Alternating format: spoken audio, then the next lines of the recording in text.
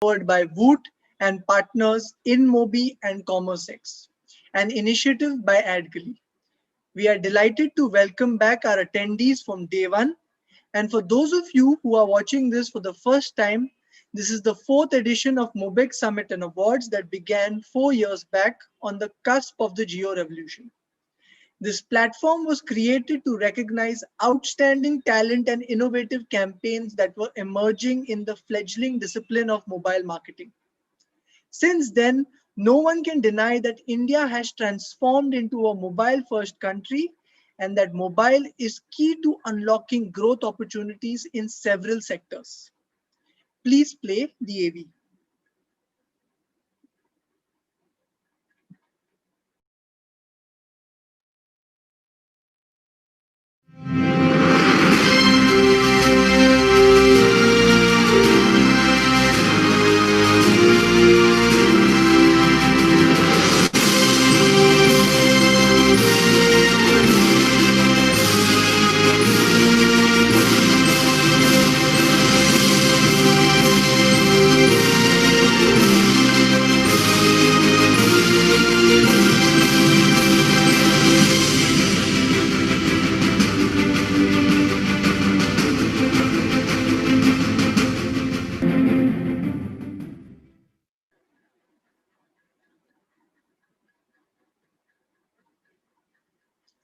For those of you who missed day one, you can find the coverage of the sessions on our website www.adgully.com, where our eminent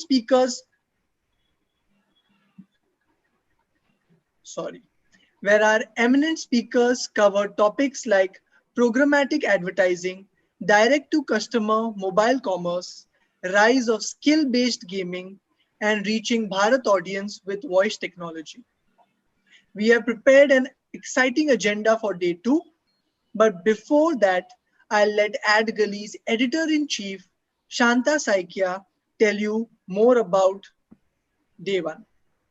Ma'am, I request you to join the virtual stage. Thank you, Varun. Good afternoon and a very warm welcome to everyone to day two of Mobexx 2020 Summit and Awards. I hope all of you are safe and in good health and spirits. Our esteemed speakers on day one of the summit shared some incredible insights on the current trends in the mobile ecosystem and left us with some profound thoughts as we move ahead. Before we proceed with today's agenda, I would like to share with you some of the key insights and learnings from day one. Vasudha Agarwal, MD South Asia in Mobi, our first speaker of the day, delivered a keynote address where she crystal gazed into the future of programmatic advertising and highlighted 4 key trends in this space, which were the OTT phenomena, scaling with header bidding, the search for transparency, and moving ahead in a cookieless and non-IDFA world. This was followed by a panel discussion on Voice for Bharat, which explored the tremendous opportunities and empowerment that voice technology is generating in the rural and tier 2 and tier 3 markets today. While literacy levels may not have seen a tremendous spike in these markets, but the growing incursion of feature phones and low data costs have led to voice becoming a bridge between brands and the consumer base. We also delved into the phenomenal rise of skill-based gaming in our panel discussion, where we have already seen some gaming unicorns like Dream 11 emerge in the country.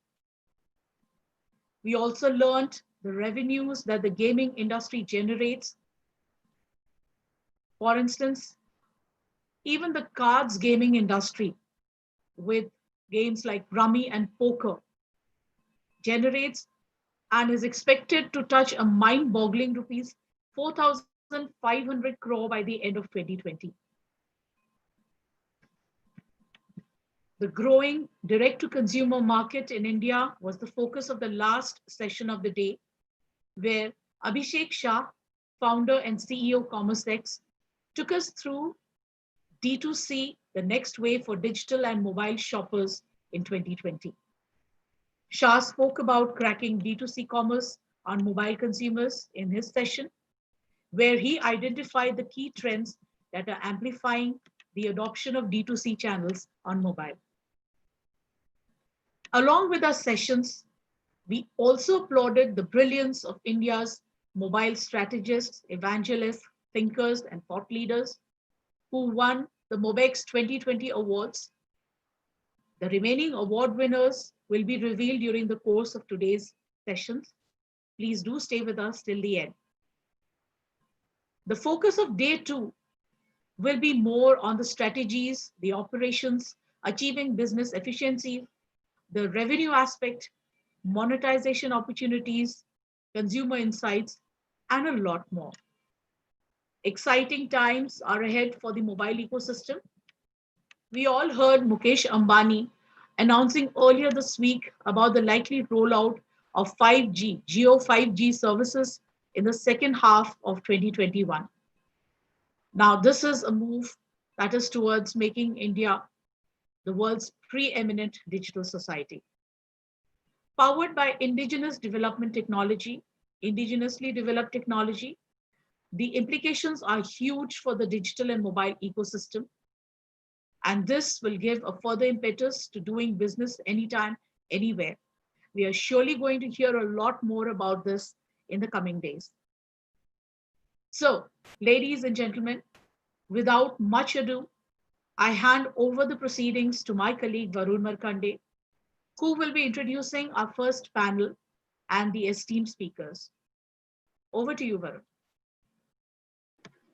Thank you, ma'am. Now we begin the sessions for Mobexx 2020 Summit. Attendees, please note that this is an open forum for discussion and you may post your questions in the Q&A box and either I or the moderator may pick them out for the consideration of the panel. Our first topic of discussion is anytime, anywhere business, role of mobile in operational efficiency. I'd like to introduce our panel of design thinkers and technologists. Our moderator, Ms. Priyanka Agrawal, co-founder, COO, and Chief Strategy Officer, Fractal Inc., linked by Isobar, who will be joined by the speakers, Santosh Shukla, CEO and co-founder, F1 Studios, Amit Vora, founder and CEO, Living Consumer and The Wift, Vipul Kedia, Chief Data and Platforms Officer, Affle. I leave the stage to you.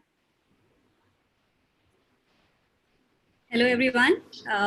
Welcome to the day two. And I'm really excited to be here with eminent speakers like Amit, Santosh, and Vipul. It's a pleasure to be here. And thank you, Vijoya, for this opportunity. So without delaying, we'll jump straight into the discussions which you all are so eager to listen to. So about this topic a little bit. So we've all heard since the lockdown, we have all heard experts say, and we have read articles which say that, these are unprecedented times and it is very volatile, uncertain, it's ambiguous for individuals and companies to react to. And I, for one, am actually reminded of, that car rear view mirror, which says that objects in this mirror are closer than they appear. So the changes which we actually anticipated 3 or 4 years down the line have actually hit us, and we were either underprepared or unprepared totally. So when the lockdown was enforced, we, for one, at Fractaling, we saw a huge shift in the conversations with our clients where started talking about operational efficiency, remote working, enabling and empowering employees, taking care of their mental health. These were the primary concerns for companies, along with the new ways of servicing the customers without physical intervention. So because people couldn't go, but the business has to go on. So how do we actually empower the sales team to be better equipped with systems and solutions which give them anytime, anywhere access and increase their efficiency? So when Bijoya approached me for this topic, I thought that, with such a wonderful people of, who are entrepreneurs and professionals, the good starting point would be to ask them that when the lockdown was enforced, what impact did you see on your business? And, what are the challenges which you faced and how did you overcome it? I'll start with Santosh to answer this question and move on to Bipul and Amit. Santosh. Thank you, Priyanka. Yeah, hi. Yeah. So I think, as you have rightly said, these are unprecedented times, and we have heard this. Uh, Probably for the first time in our own our lives, we saw a change happening across the world, right? So probably prior to this, it was maybe World War II, which we did not see, but this is only the first time that the entire world is seeing something together. So a class for change management for all of us, and the usual states, right? Initially confusion whether this will impact us or not, whether some misinformation like India may not be that impacted, we are more immune, blah, blah, blah, right? So we were all going through those things. I certainly had some sleepless nights to understand what's happening, kept checking the global media as how some of the leading organizations are tackling it. And much before the actual lockdown was announced, we had started taking measures. So from the time we saw that it is coming in India, all the team members who were commuting uh, via public transport, we stopped them from coming to office. And then slowly we realized, so much before the lockdown, we made it compulsory work from home for everyone.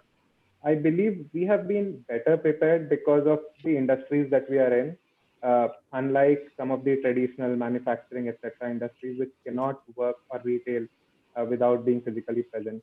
So it has been less impactful for us. However, some of the lessons which we had only learned in terms of crisis, I believe for us it was the first crisis, thankfully, and things like over communicate to the team. So did an all hands. Some of the team leads were skeptics in the beginning, but now those are the leads who are very much vocal about remote and this is working. So how we coped up, I think from the time initially, I believe the sleepless nights that we had prepared us and we came out of it much faster. And in fact, we started playing on the front foot. We were in conversations of acquiring another firm. We completed that acquisition. So that happened during this lockdown itself, uh, getting the culture assimilated. Yes, all of that. And then the other thing is in October, when I read from your story that around 20 million Indians had lost their salaries, jobs, right? So that's when I realized there's something that we can do about it. Thankfully, we had some cash in the bank. And then we brought our hiring for next year, 2021, and deployed it in October itself. We started this initiative, let's hire if we can, because I think together if we all start being a little optimistic, that's the only way we can get out of it. So that's how we came through it. So thank you for that question. That's fantastic, Santosh. Vipul, what about you? I mean, from your organization, from Affle's standpoint, what were the challenges and, how did y'all cope up with the whole thing? Sure. So I think the preparation for this started at our end in February itself. And the HR teams and the admin team started preparing for how it would be in case we have to go fully virtual in working. So fairly early on, I think almost a month before the actual lockdown happened, we did a couple of mock drills where team by team initially we asked people to work from home, tried to sort of bring a structure to their workday. So every team was sort of given a plan that this is how you can structure your day, have these catch-ups, put in place your daily plans. So we guided people well in advance in terms of how working from home could be like, how an entire virtual experience would be like, and how can we manage the productivity in that kind of a scenario. And then we obviously had a couple of mock work from homes for the entire office. And actually, we went completely on a work from home regime well before the lockdown hit. So, for almost 2 weeks before the actual lockdown, we were actually starting to work from home, and that is what gave us a lot of time to prepare. I think on the second front, it was also important to assess, how the employees would be reacting to it and what kind of things would need to be done to ensure productivity. So within the teams, we encourage the team leads to establish more one-on-one connect with the employees, to help anybody who had any concerns, to give people time to travel back, make them comfortable, let them go to their hometowns, etc. Because, and thankfully, that was really a good move, because when the lockdown hit, travel was clamped down almost instantaneously. But we had made these arrangements well in advance. So barring a couple of cases, most of the people were comfortable and settled in a comfortable environment when actually the lockdown hit us. And I think the initial reactions were fairly positive, and universally people felt that the productivity was definitely not going down, and in many cases it was actually better, because being in metros, a lot of people were spending a lot of time in commuting and daily hassles, etc., and it was more comfortable working from home. And obviously the external market conditions changed, and we'll discuss it as we go along the panel.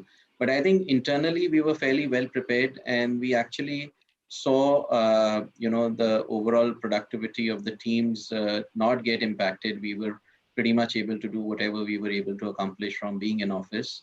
And that continues to now. So, I mean, even now we are 100% work from home. We've not even tried coming back to offices, because we have offices in different cities and different countries, and each country and city is showing a different pattern. So we've been continuing for almost the last 10 months now, and it's been fairly comfortable for us.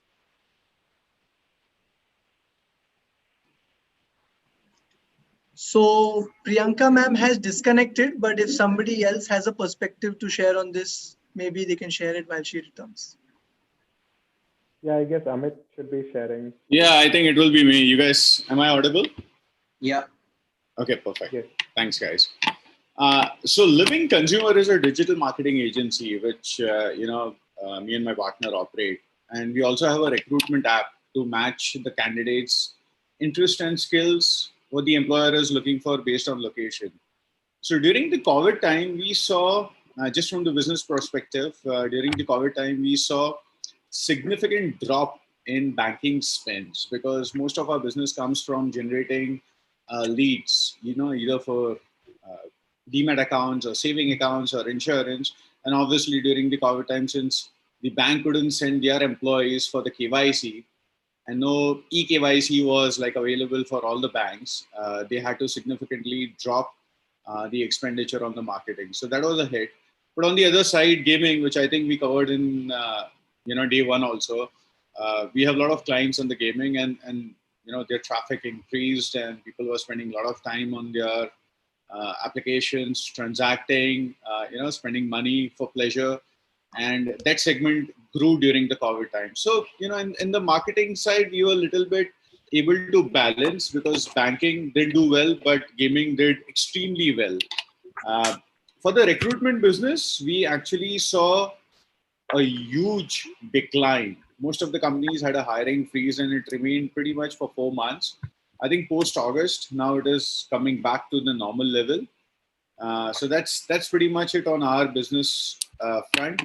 One good thing what we did is that the moment PM Modi came on the TV to announce the lockdown, somehow we got a hunch that this is not going to be only for 3 weeks affair, but it will be more. And we have an office in Bangalore, we have an office in Mumbai, and they're all rented. So we wrote a quick email to our landlord saying that we won't be continuing, and to the housekeeping companies, so that saved cost significantly.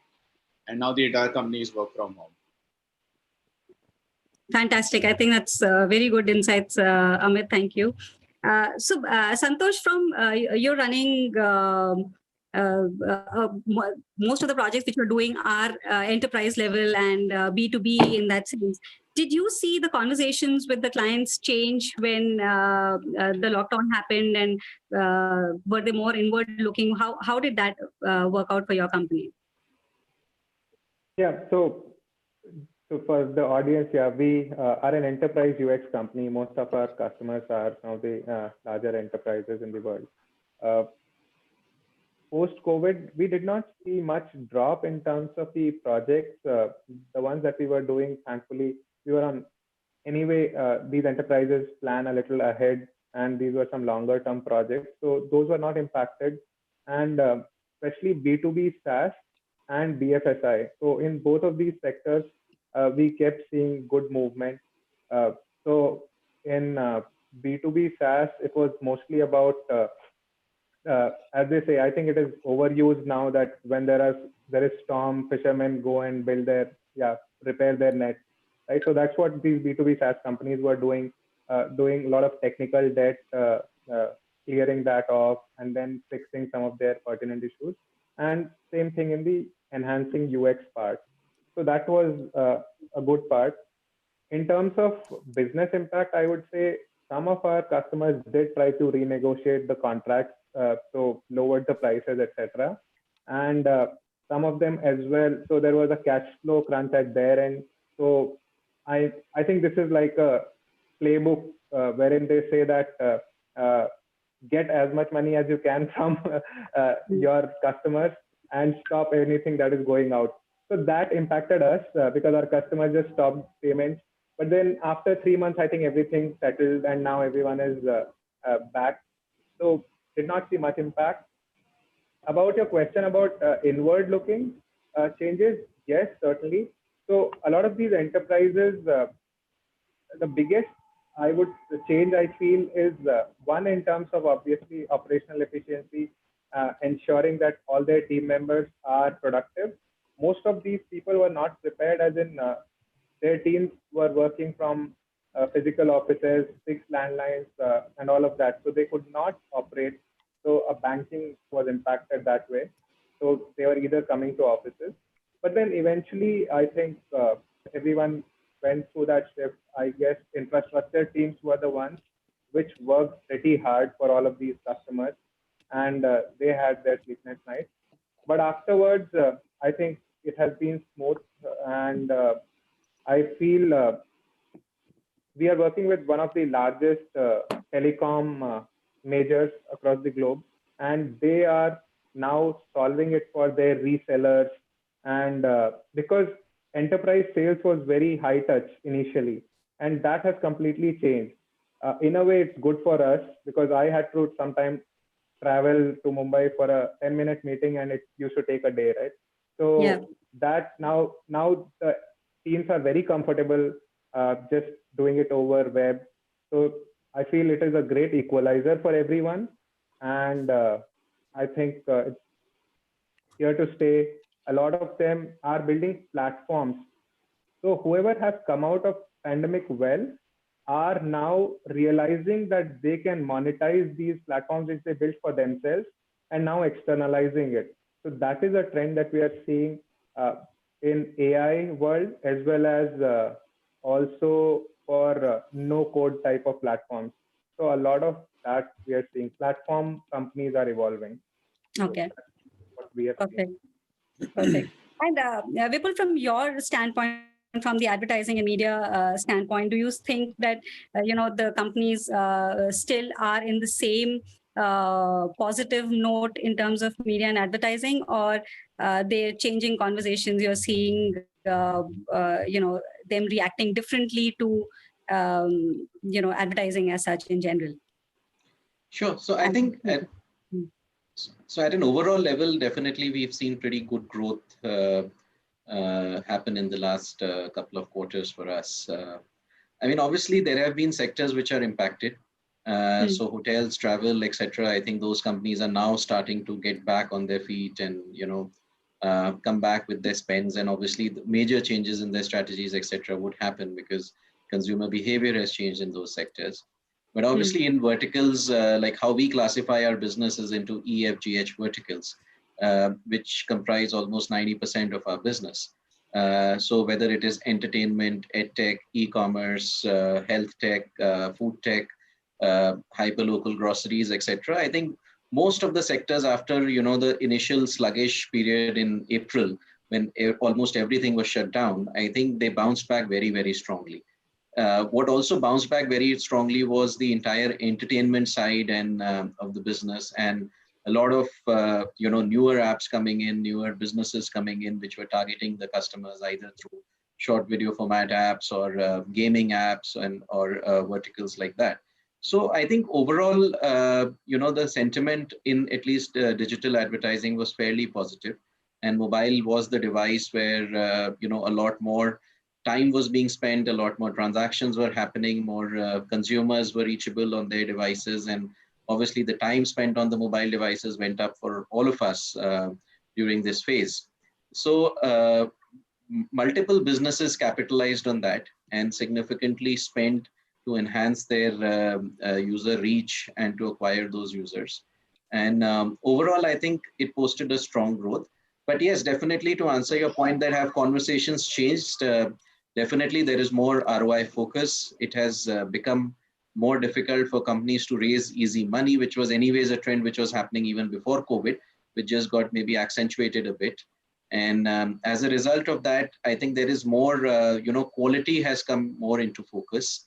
Everybody is looking for more transacting users, usage, retention, those kinds of benchmarks. And what we used to see that when businesses were starting, they really cared about the user numbers and not really about, how much of usage or GMVs, etc. they were driving. So definitely that has started appearing in conversations much more, and closer monitoring of the campaigns, more tracking, etc., more questioning by the advertisers. I think that has definitely started to happen.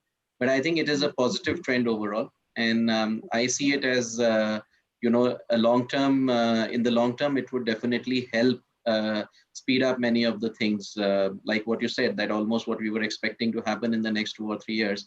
I think we can see an acceleration on a lot of those parameters. And what about the advertising budget? I'm going to ask a very direct question here. That what about the budgets for advertising in media? Have they, siphoned off into different activities, which is more inward-looking, more employee-focused, or they're still spending? Companies are still going out and spending that much on, the advertising and. See, in our segments, obviously, we help enterprises reach out to their users. Our model is converting users for advertisers and delivering conversions. So definitely in the segments that, most of the segments that we are dealing with, there has been, sustained or increased spends, and companies are looking to, acquire more and more users. But broadly speaking, obviously in certain segments, there has been a huge drop, and a lot of companies have suffered loss in revenues, etc. as well. So those budgets have definitely been impacted. But I would say that for our businesses, and where we are talking about B2C kind of advertising, and either retargeting, re-engagement, or user reach, or new user acquisition, broad stroke basis, I mean, whoever is spending has either sustained or increased their spends over the last 6 to 8 months. Okay, that's actually encouraging for the business. Yeah. So just continuing on. So that I can jump over here, Priyanka, to add a exactly. little bit about it. Yeah, sure. Yeah. So what I see is that more and more companies are going into performance marketing rather than brand marketing. Because they really want to measure that if I'm spending $1,000 on any given week or day, how much value I'm getting, and what is my ROI, and when is my break-even period, and when will I go into profitable zone. So they are going literally into very strict KPIs. They measure all the analytics, and they ensure that companies like us, they follow this in a stringent way. 2 years back, there used to be a lot of spends just on branding, and people used to say that, okay, you know what, I just want these many eyeballs to be coming on our website, and that's pretty much it. I think those days are gone. So easy money is literally off the table, which is actually good, So, digital marketing has now become like science. It is no more complete into creative. So it's a mix of, creative and science. And that's what I feel positive about India. So what so your company Living Consumers actually collects a lot of data, and not collects a lot of data, but has a lot of insights into how consumers are behaving, what are they consuming in terms of content and this thing. Any insights you can give our audiences in terms of the shift which might have happened because of this pandemic? Oh, definitely. Sure, sure. Go ahead, Amit. Was it for me or Vipul? Yeah, you start and then people can. Okay, all right. So guys, we in Living Consumer, we do have our own product called Zena, which actually tracks a lot of personas. We don't track the user details, their usernames or email address or phone numbers, but we know their personas. You know what they are looking for, what they are liking, and all that kind of stuff, right? So we saw remarkable data consumption during the COVID times. Especially people were hooked on to news channels, social media, OTT platforms, and the upcoming sector which we saw was gaming. And you know, the gaming operators are adding significant amount of MAUs every month. Although you know the cost of click or the cost of impression has reduced significantly due to the increased traffic, but what we have seen recently is the cost per transaction has increased a lot. And this is basically due to the heavy loads on the servers and the network congestion. So what I feel is that, you know, more and more company nowadays will be going to spend a lot of money into IT and infra because, you know, they never thought about such a surge of web traffic coming in for the transactions. The moment you log in, you need your application on the website to basically cater your needs, which were not happening during the COVID time. So even though, you know, the traffic was coming and it was coming at a very economical rate, but the transaction was not happening the way it used to happen before. And it's just because of the surge of traffic.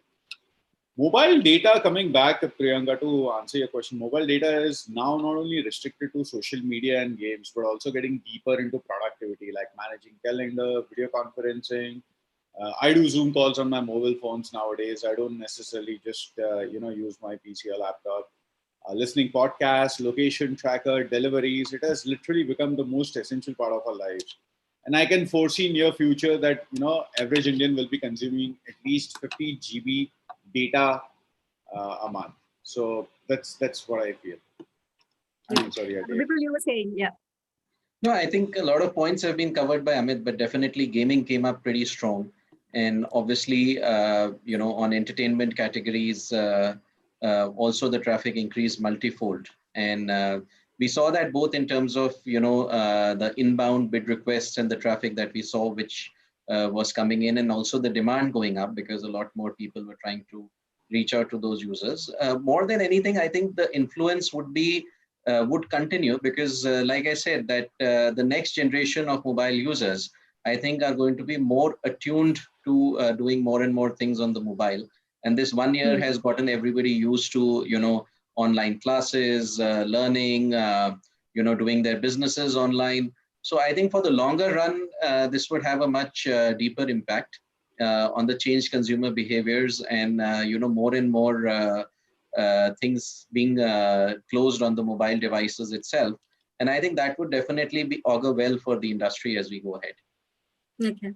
Perfect. I think I have one last question for all our panelists, which is that, you know, the trends which have changed and how people work today and how are they interacting within themselves and with the end customers has changed. What I want to know from all of you is that, you know, what are these trends in terms of how people are operating today are here to stay, even when the lockdown lifts and even when we go back to normal.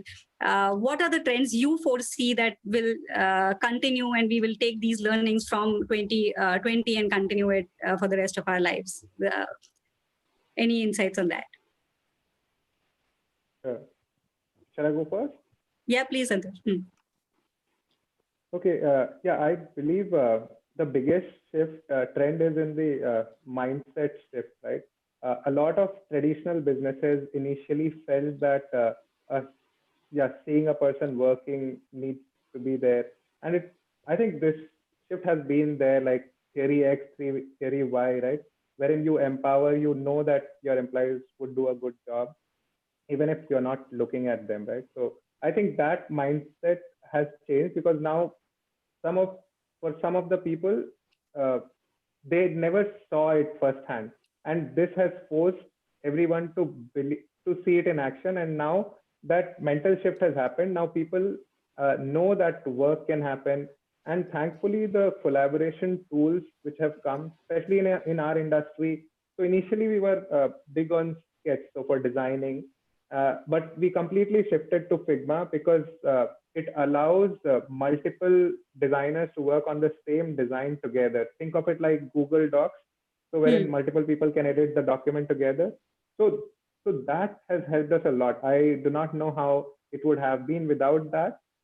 Probably we would have had a Zoom open and then put it on a drive, etc.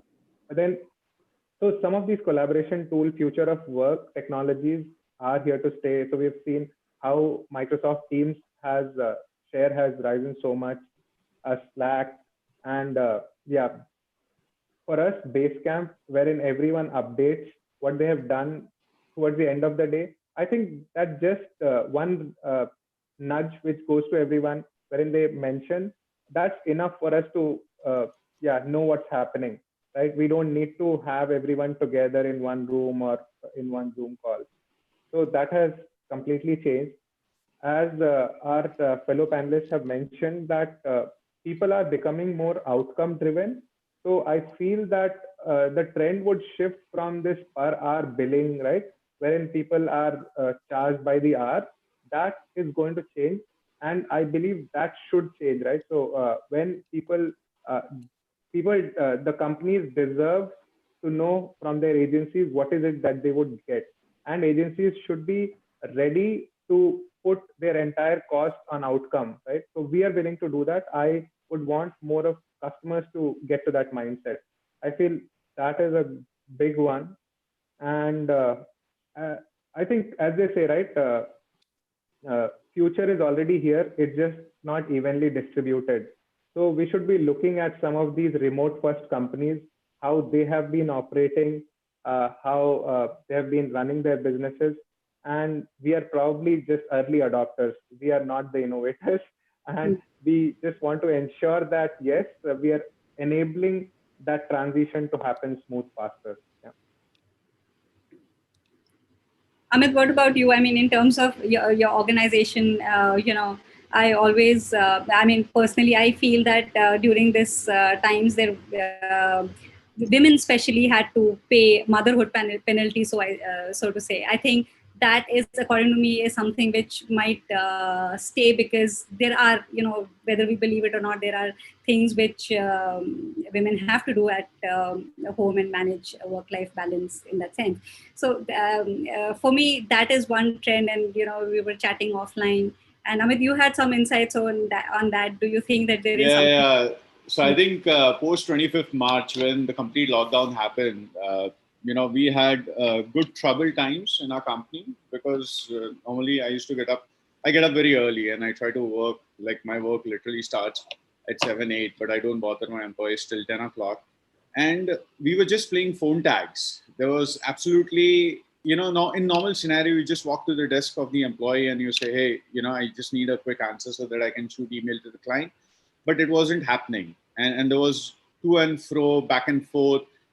So, in a hard way, we realized that, there was no domestic help, and we had to do something. So finally, we shifted the entire company's time from noon to 6, but making sure that every employee is available online, on desk, and just a phone call away. So that made sure that, no other activity was being damaged just because people had to do their household chores. So that is what we did.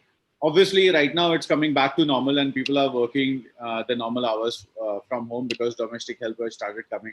So right now, I would say that, people keep saying that it's pre-COVID and COVID. I would say it was pre-COVID, and then that 4 months of stringent lockdown where you couldn't move outside, you couldn't get the supplies, you couldn't get the household.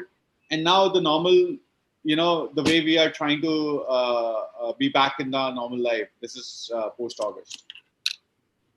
Nice. So one of the biggest thing what I feel which has helped us, and especially me, is the entire eradication of unnecessary travel to meet a client, especially in metros like Bombay. It takes 2 hours to reach anywhere. Like literally for me, it takes half an hour just to reach the highway. Okay. And then it takes 20 minutes to go from the basement to the client's office to go through the entire security and whatnot. And then, wait for another 20 minutes just to get the client come, just for that 10 minutes FaceTime and that milk coffee. I mean, it was unnecessary. And I really feel that, now everyone will be habituated with doing Zoom calls and Meet calls. And I think that will be a big victory to the entire industry because we were just spending time unnecessarily. Perfect. Vipul, what about you? What are your takeaways for the audience in terms of what is here to stay, in terms of how people operate? I think definitely the way of doing business has changed. I mean,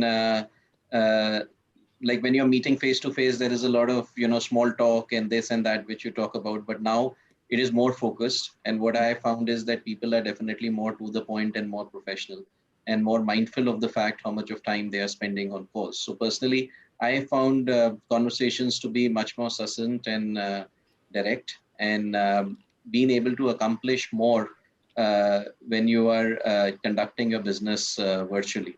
So that is definitely going to stay. I don't see most of us going back 100% to working from office. I'm sure all of us are going to use the flexibility.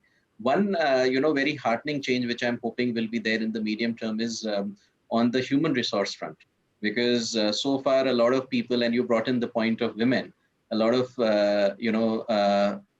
women had to, compromise on their career aspirations because they had to balance work, and not, too many organizations were amenable to working from home and allowing the flexibility.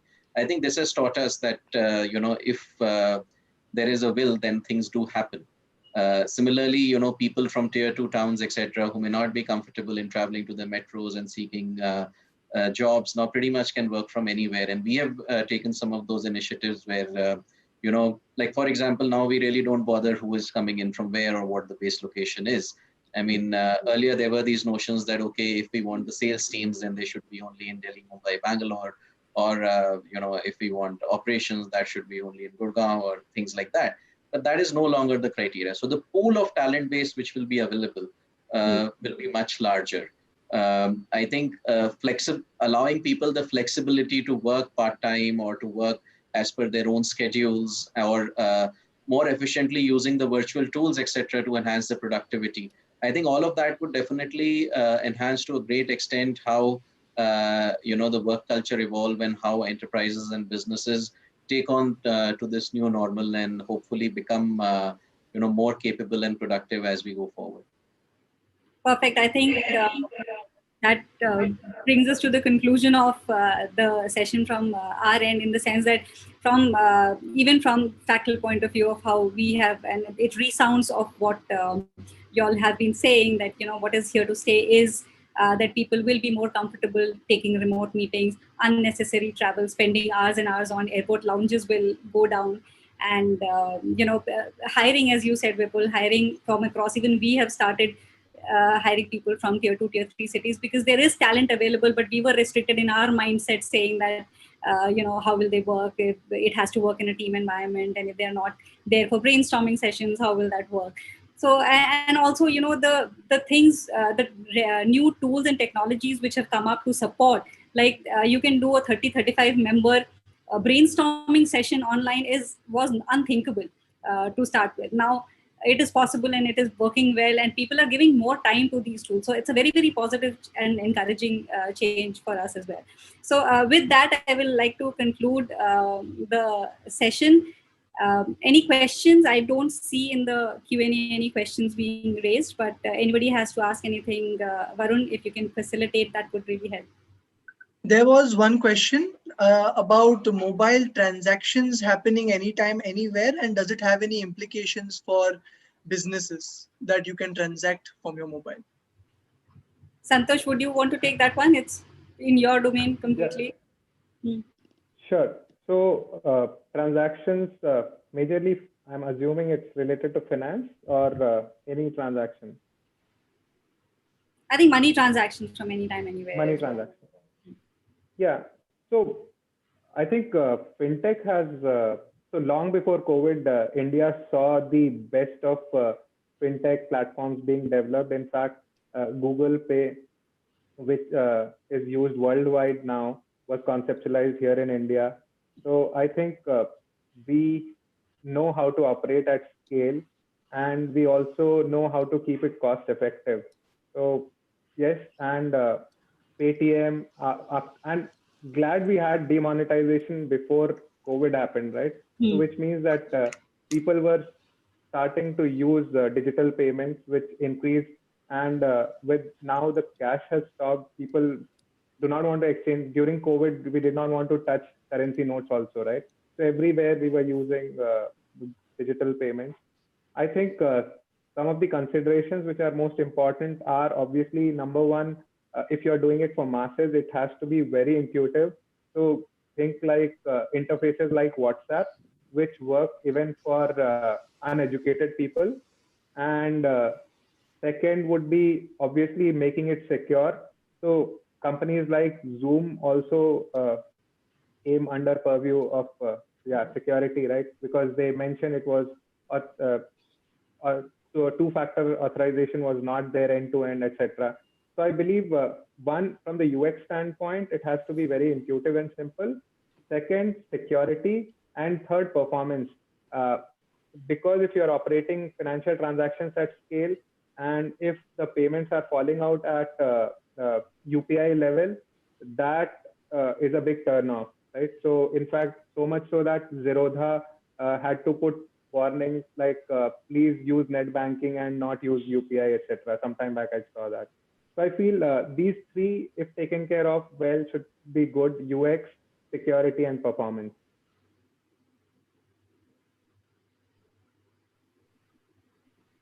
Cool. Anyone wishes to add more to it? Yeah. Those are my thoughts.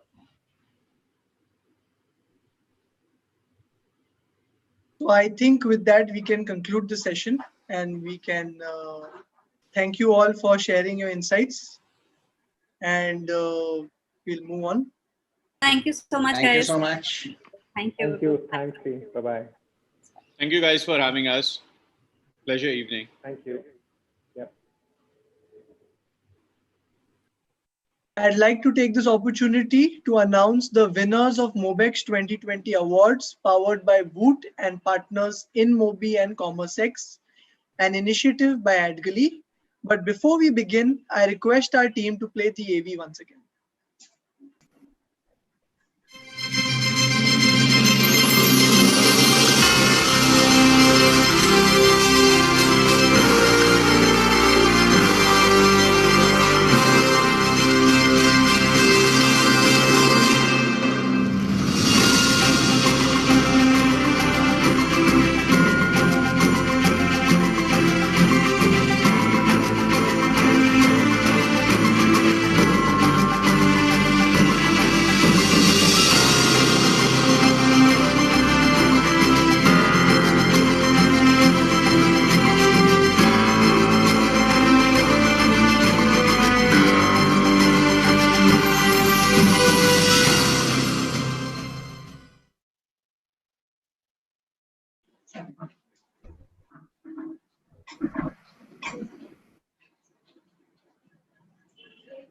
Before we begin our awards, I'd like to take a moment to thank our esteemed jury who took the time out to judge the entries.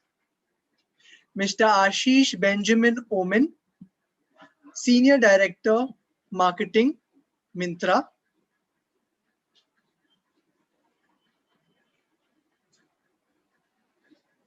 Please share the screen.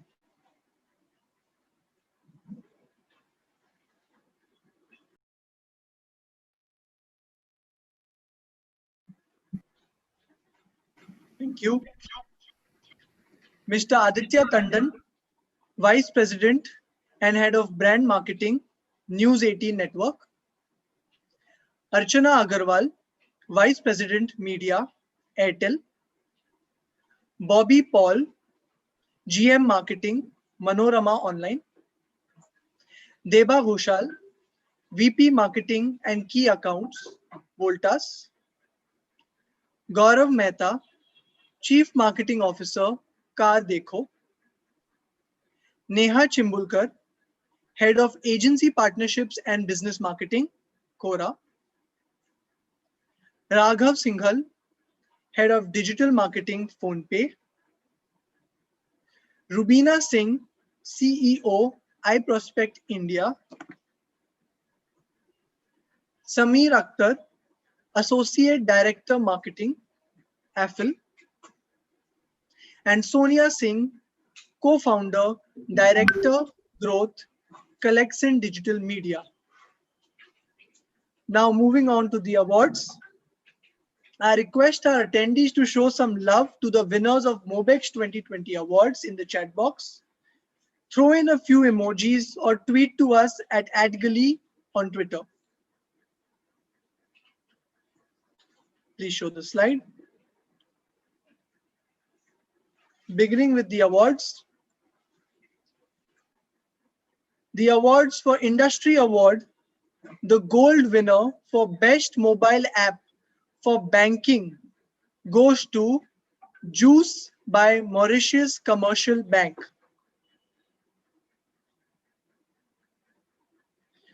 Nominated by Fractal Inc. Experience Design and Consultancy, linked by Isobar. The award for the category Industry Awards, Best Mobile App for News, the gold winner is Aaj Tak. For the category Discipline Awards, Mobile Advertising Excellence in Cross-Screen Campaign, the gold winner is Colors for the campaign Big Boss 13 Asli Fans.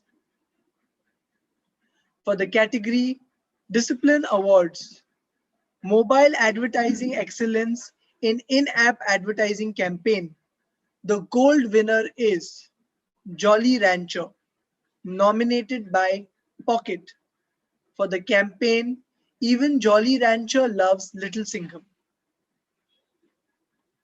For the category Best Mobile App for Multi-Brand E-Commerce, the gold winner is Chroma Electronics, nominated by Fractal Inc.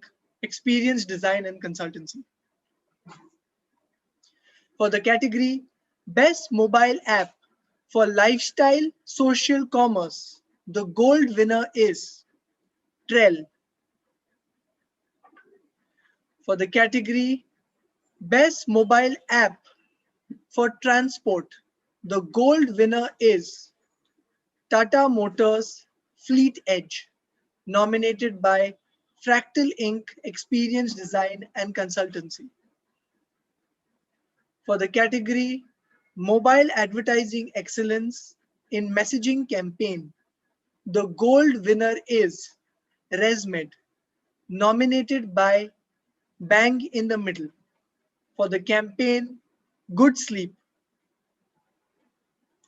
For the category Mobile Advertising Excellence in Social Media Campaign, Fashion and Clothing, the gold winner is Levi's, nominated by Omnicom Media Group for the campaign Levi's Pride campaign to engage with LGBTQIA community with mobile first vertical video series.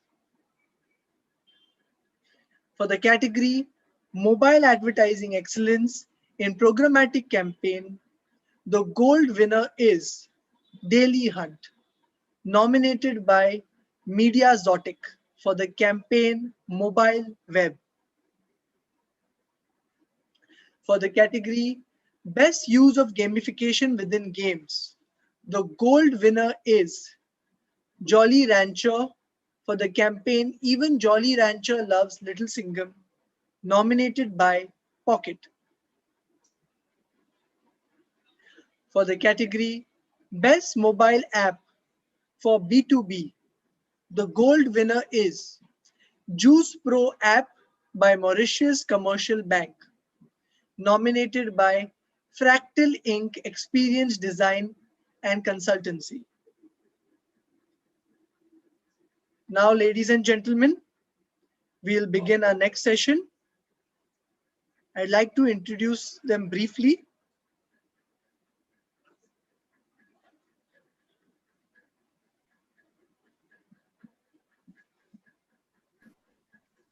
Our next panel will be on the topic brand safety and regionalization of digital marketing.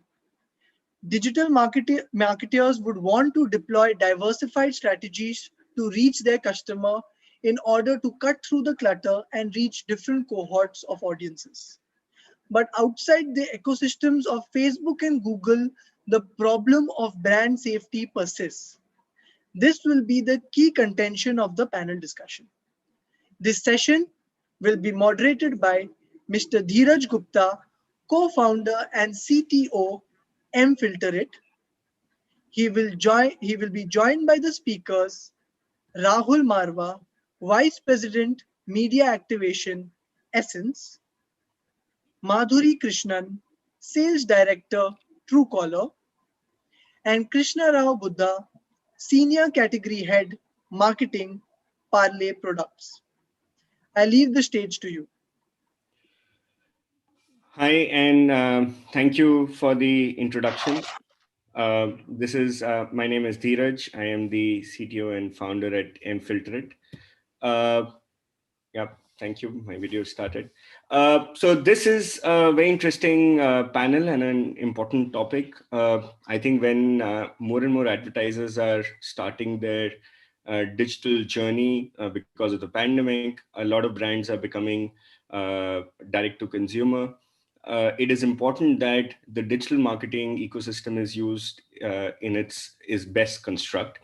Unfortunately, brand safety is one aspect which is an important aspect for digital marketers to be concerned about, aware about, and be protected against when they are running their digital marketing campaigns. This panel is going to discuss some of those aspects, and I have a good spread of panelists with me to talk about this. So I have Mr. Krishna Rao, who is the Senior Category Head at Parley. I'm sure we're going to get a lot of interesting insights from you, sir, as an advertiser who's dealing and grappling with this situation. We have Madhuri Krishnan, who is from Truecaller, Sales Director at Truecaller. Madhuri, I'm sure your perspectives as a publisher, as a provider of inventory might be interesting. And then we have Mr. Rahul Marwa, who's from Essence, VP Media Activations. Rahul, I'm sure the agency aspects are very important for everyone. So I think we have a good spread. Thank you all panelists for coming on and sharing your insights here. So let me quickly start and maybe raise the topic of brand safety. In India, I mean, we understand that globally brand safety is a big topic. A lot of advertisers are very concerned about it. They're doing things to resolve it, take actions, use tools, use providers. What is the situation in India? And B, has that changed over the last couple of years? And maybe because of the pandemic, actually had a big change. I want to start with Mr. Krishna Rao. As an advertiser, what's your opinion on both these topics? Hi, Dheeraj. Thank you. As far as brand safety is concerned, yeah, actually, I think India seems to be in quite a nascent stage as far as brand safety is concerned. As an advertiser, frankly speaking, yes. So largely, we know that. So our journey itself is at a very, very initial stage. So I would say, though we sort of made attempts to be on digital almost about 20 years ago. That was our beginning of journey. So the times of like when we had gaming companies like Contest to Win, etc. So that was as early as we sort of onboarded, and thereafter companies like India Times, Zapak, etc. They had their own stint. But so those were all experimentations, I would say. So the real process sort of took off for us as far as Parley is concerned was only sometime during let's say 2016 onwards, the advent of 4G, wherein streaming became much easier, mobile streaming more so became much easier, and with the smartphone barrier getting almost eliminated, so the consumption started reaching to as far-fetched places, the hinterlands of the country as well.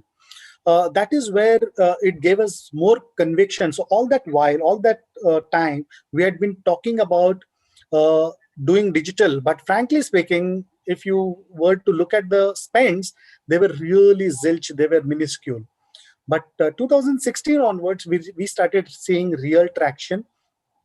So if you look at current state of affairs from there on, so our presence is still largely on either on social media or on OTT platforms. So including a YouTube or Z5 or many others. So we are still at a very initial stage. We've not really gone into like the depth of it.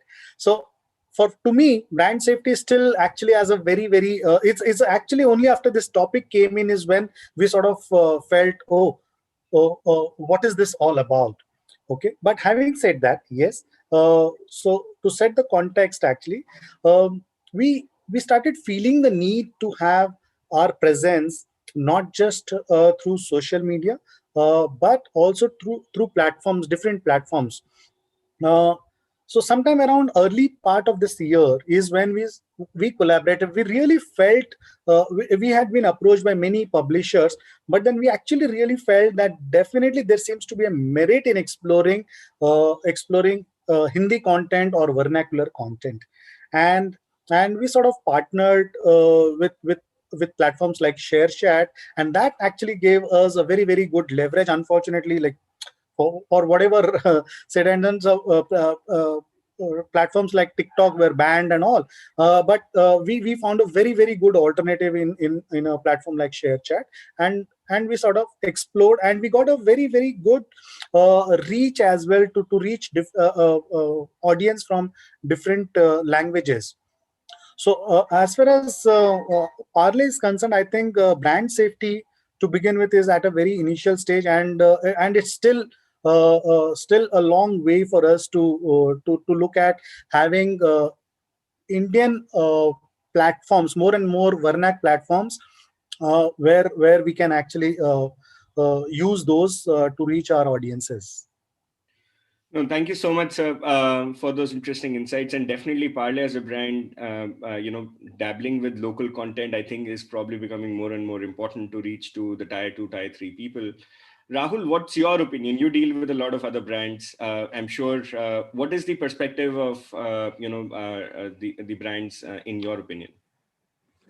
Well, it's kind of I kind of agree with Krishnan now what he has to say, but we classify in the last 5 years or so, we've seen the topic of brand safety come up, and before that they weren't. Digital was mostly we didn't like 10 years back. There was no Facebook, right? There's no share chat, there's no TikTok, and being in this industry for more than 15 years, I can talk about my experiences. There was no such thing as brand safety back then.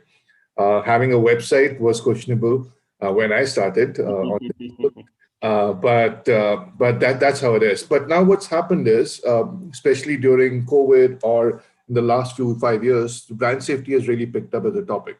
And you can clearly see there are two different kind of brands out there, right? They're multicultural brand, which are multinational organizations also operating in India.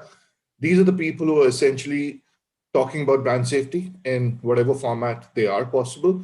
There are global guidelines that Indian counterpart agencies would need to follow, and they follow. And there's a rigorous checks and processes if they're following that or not. The guidelines are usually set by the global standards, and one needs to really basically follow it as much as possible to India. And then comes to Indian brands, where brand safety is still not the most relevant topics as of now. Even though there's an increase in spends, we've just seen Facebook report and Google reports great numbers in terms of revenue and how digital has outgrown print in India and everything. But when you look at the Indian companies, it's still more about how do you get to the right reach, how do you get to the right frequency, how do you really select the right platforms. A little advance of them would probably go on to viewability, will go on to audio, video, and completion. If you're running a performance campaign or you're selling the products online, then of course there would be ad fraud, would be a bigger thing for most of them to look at. But everyone at this point of time has a last checkbox, which is brand safety. Now, having said that, there are instances which has happened over the last, maybe this year, which has started conversation of brand safety. And thanks to television and a few of our news channels, which kind of gave a negative content maybe. And there were enough and more articles in the press and in the stories where there are few brands who got up and said, listen, probably these are not the brand safe environment that we would want to advertise on. So at least on television, we see there's certain amount of thinking that's going in to kind of restrict your brand advertisement in a negative sort of an environment. But that thinking still needs to be flowed in into, on digital. And if you really look at anyone who's really talking brand safety also is essentially talking about brand safety, and the implementation of brand safety relies with the platforms. It doesn't really rely with a third party company or an ad tech. It doesn't, it's very rare and few that people have started using, they've felt the need to use a third party ad tech to kind of do a brand safety check, but it's mostly left to large platforms to have right checks and balances in place. So, and then they can adapt to the global practices, keep updating as they go along. But that's where the brand safety is right now, right?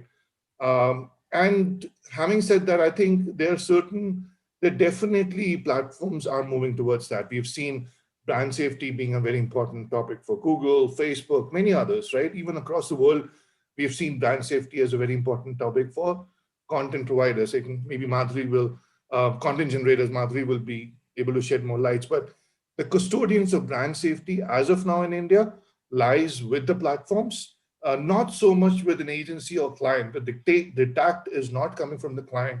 Agencies, even though they're equipped to answer that question, but it's still at the last checkbox right now, unfortunately.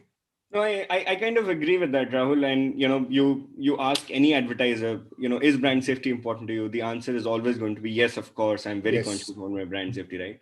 And then you say, are you doing something about that? Yeah, no, someone is doing something about that, right? Maybe. So I think that's a dichotomy which I think advertisers need to, finally, get about too in India. But I just wanted to touch base on one interesting aspect you brought in, Rahul, and maybe take that thread over to then Madhuri and Krishna. You talked about how brands, especially MNCs, for example, they have some global mandates, they have some global structures. Sometimes they have global tools, and then they basically copy paste that into different geographies. Now, let's talk about India. India being such a diverse country has such a lot of local languages, so many cultures. The north of the country and the south of the country don't see eye to eye on almost anything in terms of common culture, languages, food, anything, right?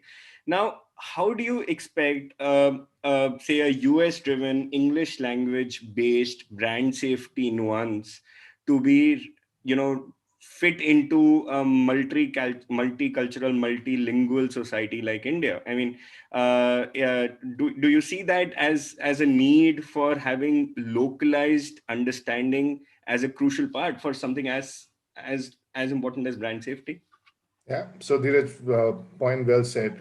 But if you really look at the topic of brand safety, and just like what you said, right, it's brand safety. It's like, do you ask anyone, is important? Yes.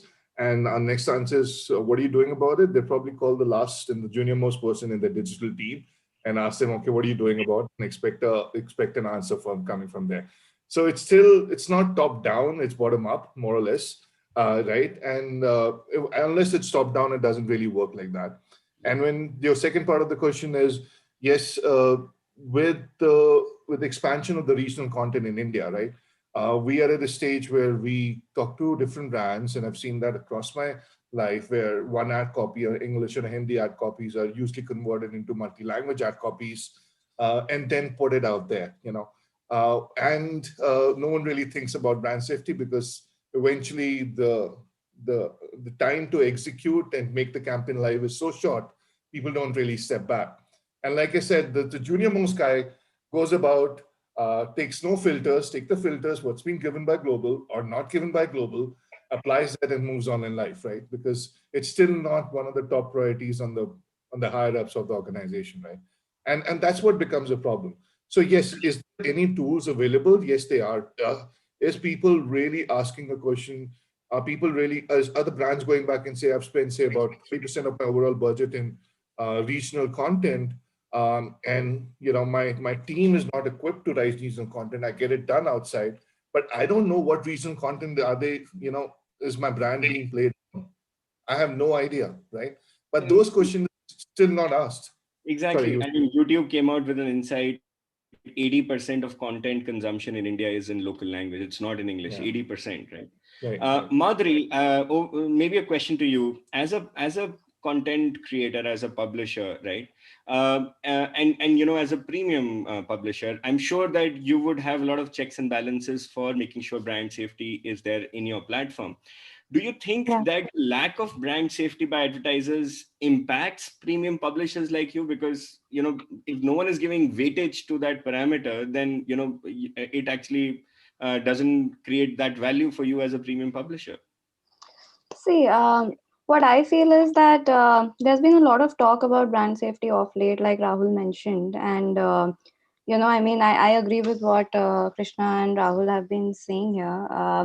I remember, in the beginning, about 10 years ago, brand safety used to be about your advertiser, your advertisement not being shown on advert content on digital. That was about it. And that's what YouTube did.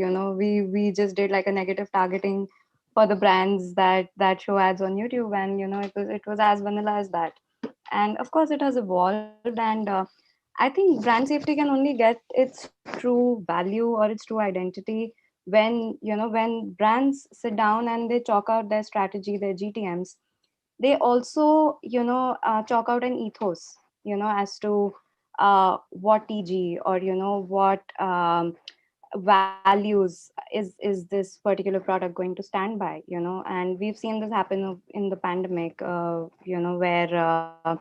we've seen brands being boycotted, we've seen brands being supported, and it purely depends on what aspect or what audience you want to appeal to. It is no longer a one size fits all, which is what brands have been used to. And that's where I think there's a little bit of collaboration, a little bit of thought that definitely needs to go into play, where we decide and we figure out that what is the audience that we want to speak to, and are we going to be enraging a set of audience, are we going to really appeal to a set of audience. And if we have that bifurcation clear in our heads, I think brand safety would be taken care of to a large extent at the planning stage right there, right? And of course, I completely understand it is primarily the onus lies on the platform to make it a safe environment, to make it understandable for regional content consumers.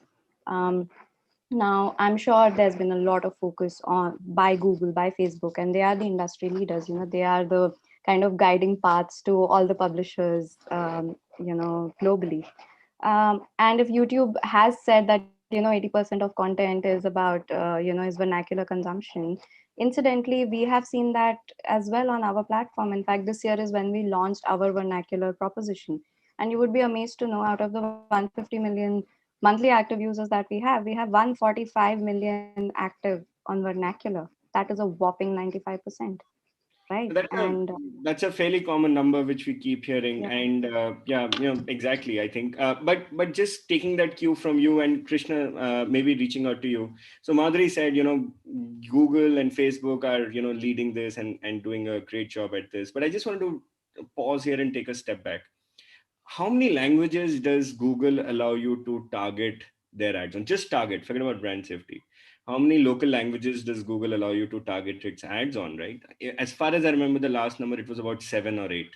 That means that if, for example, you want to target the Assamese language on YouTube as of today, you can't. You can't even target it, right? So that brings back to the question that we've understood that, okay, platforms are the ones which advertisers are putting an onus on, right? Advertisers are assuming that platforms have the best interest in mind and they're bringing in the right content and safety for them. But if the platform doesn't even understand the language for targeting, forget about brand safety, how do you think they'll be able to protect you against brand safety as well? I mean, would they even understand? For example, Madhuri said the basics is, say, adult content, right? What are the adult terms in Assamese? I don't know, right? And it seems that Google also doesn't know. So if you make a blacklist of adult keywords in, it will simply not work in the Assamese language. What's your opinion about that? Yeah, absolutely. So valid the thought that you made, Dheeraj. Yeah, so like I'm again I'm reiterating. So even actually now that you've highlighted, we are thinking so much, but that if you want to make use of platforms, current available platforms like Google or say Facebook, so it's so much of a challenge to reach a certain market, and there is every possibility, because possibly these platforms have not really looked at India as an opportunity still. I think they're still looking at one national, one language, English language largely, or possibly maybe a Hindi. That's about it.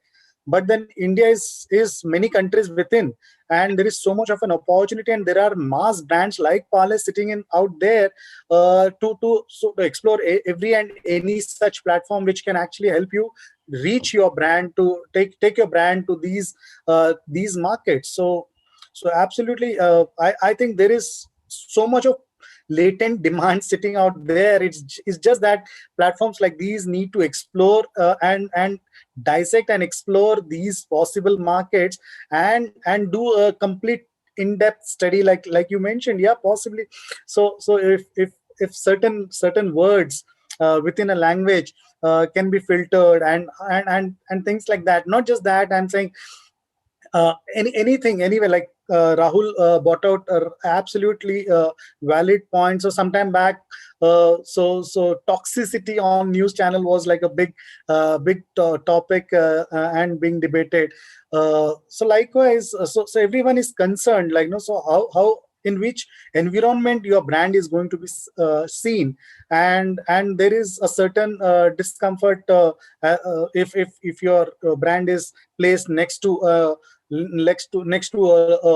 innerwear brand, say for example, or a Saria brand, or some brand which is, or a Gutka for that matter. So somewhere you are concerned that your brand might be seen in a negative light, and these are very critical parameters, and I think the onus is upon these platforms to explore and provide brand safety to this platform, and a possible way to reach these markets. And I think there could be, we can see an explosion of brands, so to all these publishers and platforms. Let me challenge you here, sir, and apologies for that upfront. But why do you think the onus is on platforms? Why not the advertiser? I mean, you are the one who's spending the money. It's your brand as an advertiser, which is going to probably go for a toss if there is an brand safety issue. Do you think that it is, I mean, not important enough to let someone else decide that fate of your brand? And shouldn't advertisers grab that and say, no, I am going to be responsible. I can't rely on platforms on their own and assume that everything is hunky and dory. Yeah, actually, food for thought, and to make you think. So I stand corrected. Actually, the onus is also upon, equally upon the advertiser, but it's just that yeah. So it is a partnership. It's just that we platforms need to take at least the first move and say, okay, here is my platform. I can help you reach a certain market, be it Assam or Tamil Nadu or whichever. And here is an environment that I can provide, and possibly a brand can say, okay, I just don't want this, I possibly want all these filters. So can you actually help me get that? I think definitely, I think you made a valid point. The onus is upon the advertiser equally as such. And Rahul, I'm sure you're smiling. So what about you? What about the onus on agency? Or is that, easy to pass over? Let the advertiser bother and let the platform bother. I'm happy in the middle. All right, the two parts of the discussion, but let me answer the first part and let me try to defend brands and Christian Rao as much. It's not about the brands, it's definitely onus is on agencies. And it's not that there's not been things, there's been small little steps which has been taken towards it, really, and from Indian brands, I'm not talking MNCs. There is an inception of so-called social command center or social listening that's really a step towards brand safety. One of the key areas over there is essentially trying to figure out what kind of conversation are people talking about us. And there's a massive inflow of social listening tools out there that many of the Indian brands actually go back and use. And that's one step towards brand safety, at least to understand the environment. Maybe they're not there where they should be, but at least we've seen that in the last 5 years, there's enough and more done over there. The second part is agencies responsible? Yes, we go and talk about it. But like I said, India, you have to step back and look at India as a country. We've got a growing economy, well, minus 2020 maybe. But you look at the age factor, you look at how the economy is growing. You know that at this point of time, for any brand, it's very important for them to go out and sell and be visible, and they can quickly decide to scale up the product or kind of kill it. So the scale is so large in India that the brand safety really becomes a third agenda, because it's the last agenda, one of the last agendas maybe, because there's so much else to do and a much faster pace, right? So I can't really go back and say that agencies not doing enough or brands not doing enough, but as in terms of priorities, I would say priorities, it's a little low, because they're probably more important things, at least for the growth of a brand, to be done at that point of time. But having said that, established brands, but having said that, I'm not saying we're not guilty as charged, but having said that, there's enough. They're very intelligent questions, and many of the brands come back and ask us. Like, for example, even in English, forget about Assamese as a language. You take the word, popular example is shooting, right? You take a negative keyword shooting, but it will also negate keywords like troubleshooting or shooting for the stars, right? All those kind of a thing. So uh, even in English, there is on the platform level, on the keyword level, or an AI or ML level, there is so much to be done over there. And we're talking like maybe bilingual. But yes, is Indian brands who are largely reaching out to regional language users, there should be definitely an agenda, and no doubt about that. In fact, I'll talk about just briefly some very interesting brand safety concerns, right, which go beyond the traditional construct, right? We came across this Chinese phone manufacturer, right? This guy, he says, my brand safety issue is only one, that I don't want to be on an anti-China content, right? I don't care about adult, I don't care about gambling, I don't care about drugs. I just want to make sure my brand is not on an anti-China content. And that makes sense, right? So what that basically means is that brand safety is so specific to a brand. A brand needs to basically decide what is brand safe for it and what is not. And I think Madhuri, you mentioned about sitting down, having a thought about it as to who you're trying to reach and where you're trying to reach. I think I resonate with that. And I think that's where it the helicopter drop in of global mandates, global blacklists, most of which have been thought structured in the English language, have very little semblance in the Indian language or in the Indian construct, might actually be a major disaster for brands. And I agree that if you are going into regional content, and you are assuming that your platforms understand regional content is a very strong assumption, because most of these global platforms still don't understand regional content. So I think that's an interesting part of regionalism impacting brand safety. In fact, Madhuri, I wanted to take your thoughts on on this whole. I think if you're talking this year about brand safety, I think we need to talk about Tanishq, and we need to talk about what the hell happened with that brand, We right? need to address the elephant in the room finally. Yeah, Yeah. I'll be upfront about that. It's a brand safety issue, which is not a brand safety issue, in the sense that the advertiser did everything possible, the agency did everything possible, everything seemed nice and good, and you have a disaster at your hand. Now, if that is the issue, which is that the society is becoming more divisive, the society is becoming more intolerant on certain things, or whatever words we might want to use, isn't the onus on the advertising agency actually becoming more important for being brand safe and being more politically correct than what was the case earlier? Yeah, that's exactly what I was talking about, right? When I said that you don't know how your content is going to enrage a particular section of the society and how your content is going to resonate so well. We both, I mean, we all know here what happened with Tanishq. There was a section of society that was paying for their blood. There was a section of society that was vouching their undying loyalty for their brand. So it now then, of course, it's colored by your political views and the general geopolitical scenario, and the fact that it's a pandemic and people don't have much to do. So how do we kind of balance it in these uncertain times? I mean, we have heard it a million times, but it's true. These times are uncertain. It's unprecedented.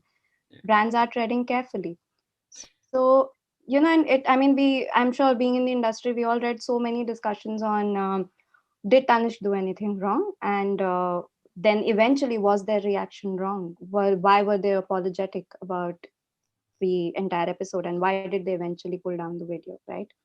So I think that's where, what I said, it's very important to decide your TG and go ahead with a strategy that will resonate with the audience that you want to address. It is not a spray and pray anymore. And it's the same situation on digital. We have seen that we are transcending media, right? What the ad probably broke on television, but the backlash and the consequence was on digital. And we need to be very, very sensitive with how the geopolitical situation is evolving, not just in India but globally. And while I agree with you, I'm very, strongly agree with you that just like we have brand guidelines from global brands, where we are so particular about the color and the placement of the logo and the size of the logo. We've all been through that situation where we've had last minute creative changes. This is one aspect that needs to be deeply thought about by the brand, by every player in the ecosystem. Now, I believe that the custodian of the brand is, of course, the brand itself. Tomorrow you cannot come and say that the child misbehaved because of the teacher. The child misbehaved primarily because of the parent, right?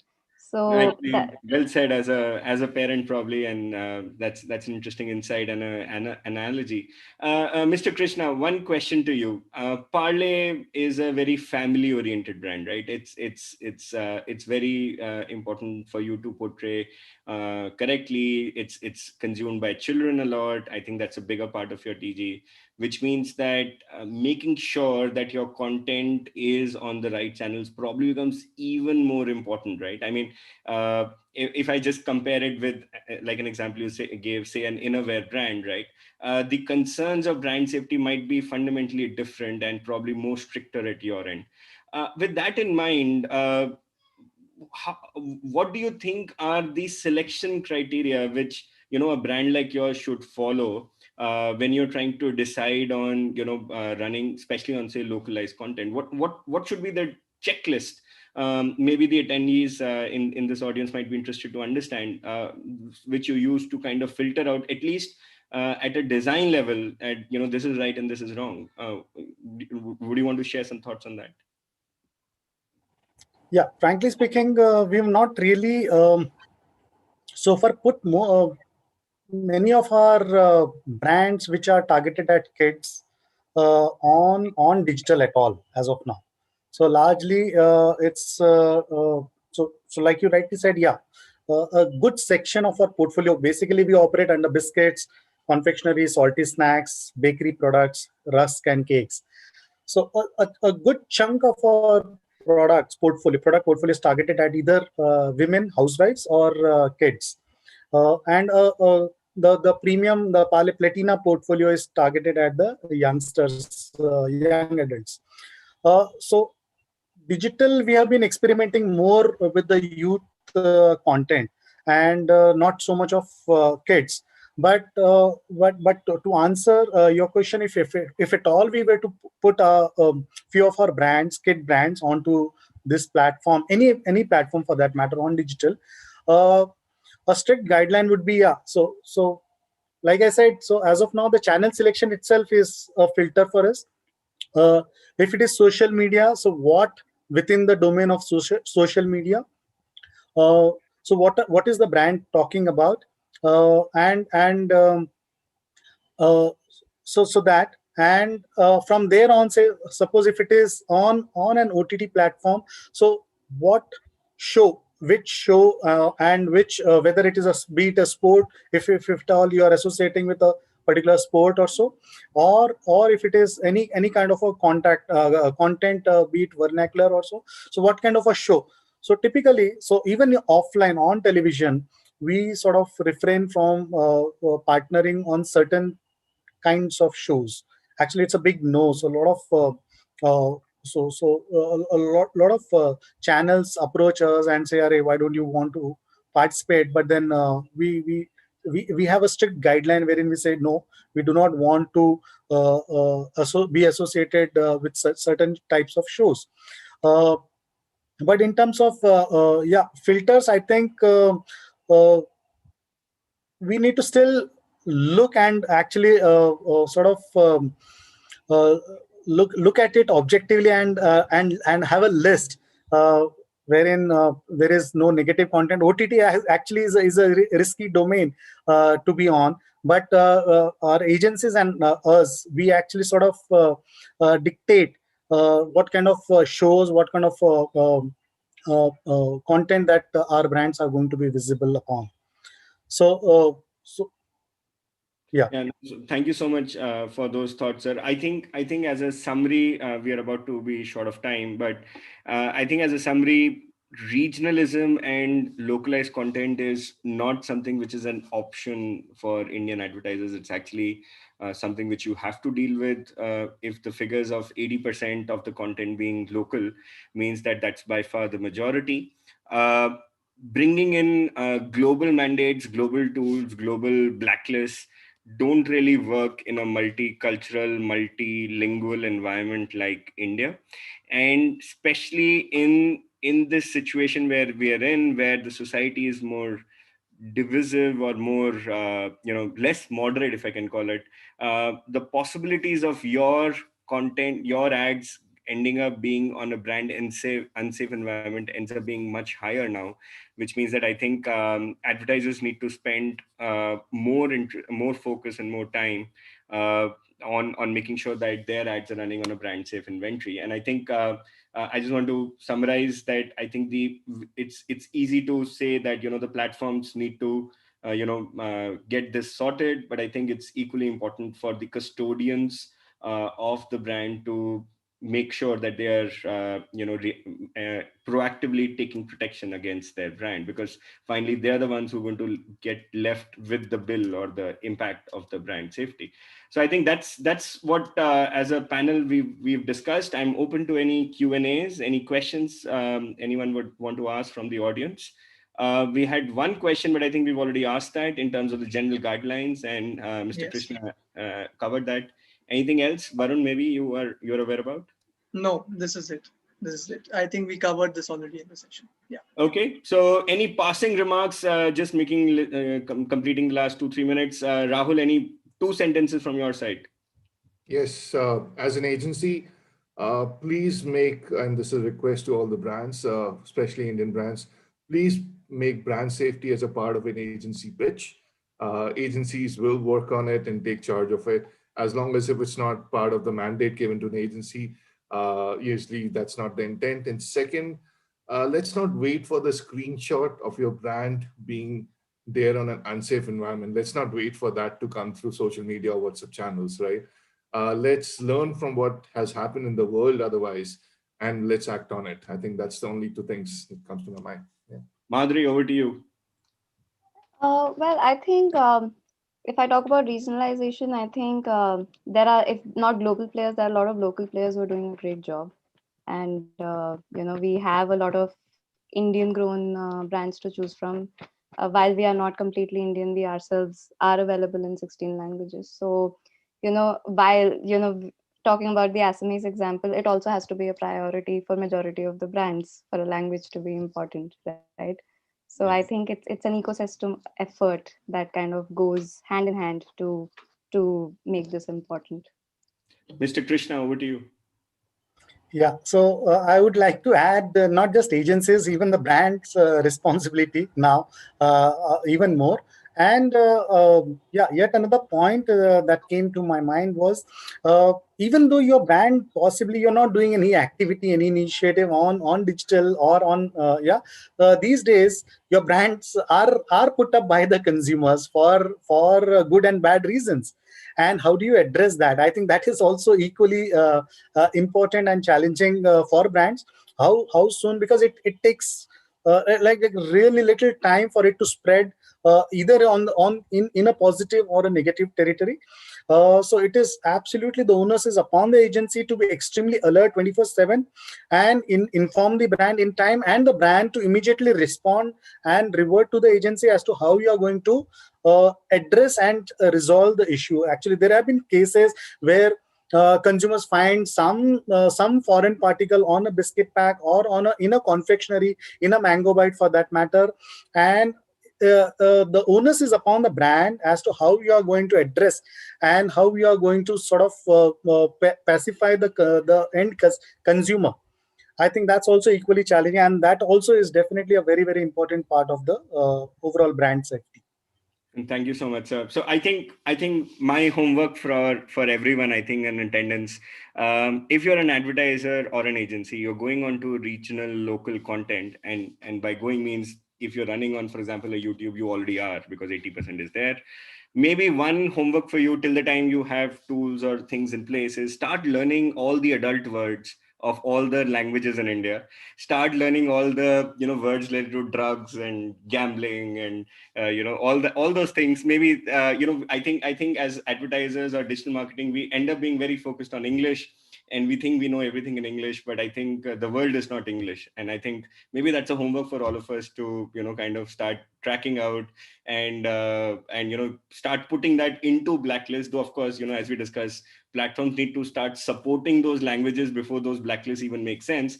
But at least we all should at least know all the adult words of all the languages in the country from a brand safety perspective. So I think homework from that. And thank you so much for participating on this light note. I am ending this. Thank you so much. And over to you, Varun, from our side. Thank you so much, Dheeraj. Thank you, Madhuri. Thank you, Rahul. Thank you. Thanks a lot. Thank you, panelists. Moving on to the next session.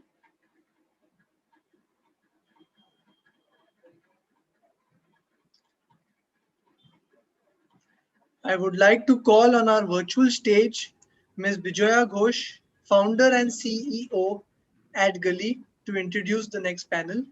Ma'am. Good afternoon, everyone.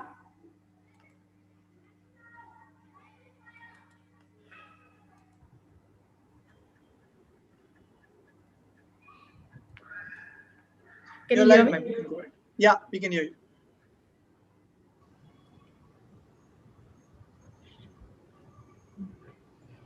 I can't see my.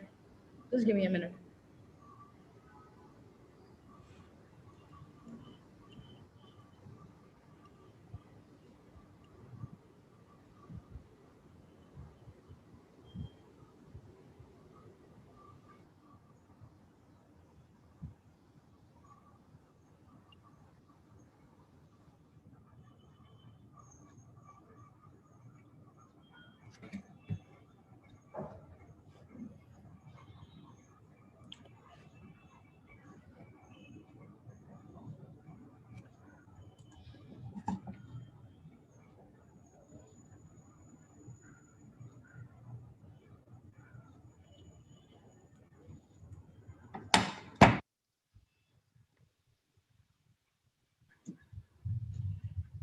Hi, I think she has been. Working. Yeah.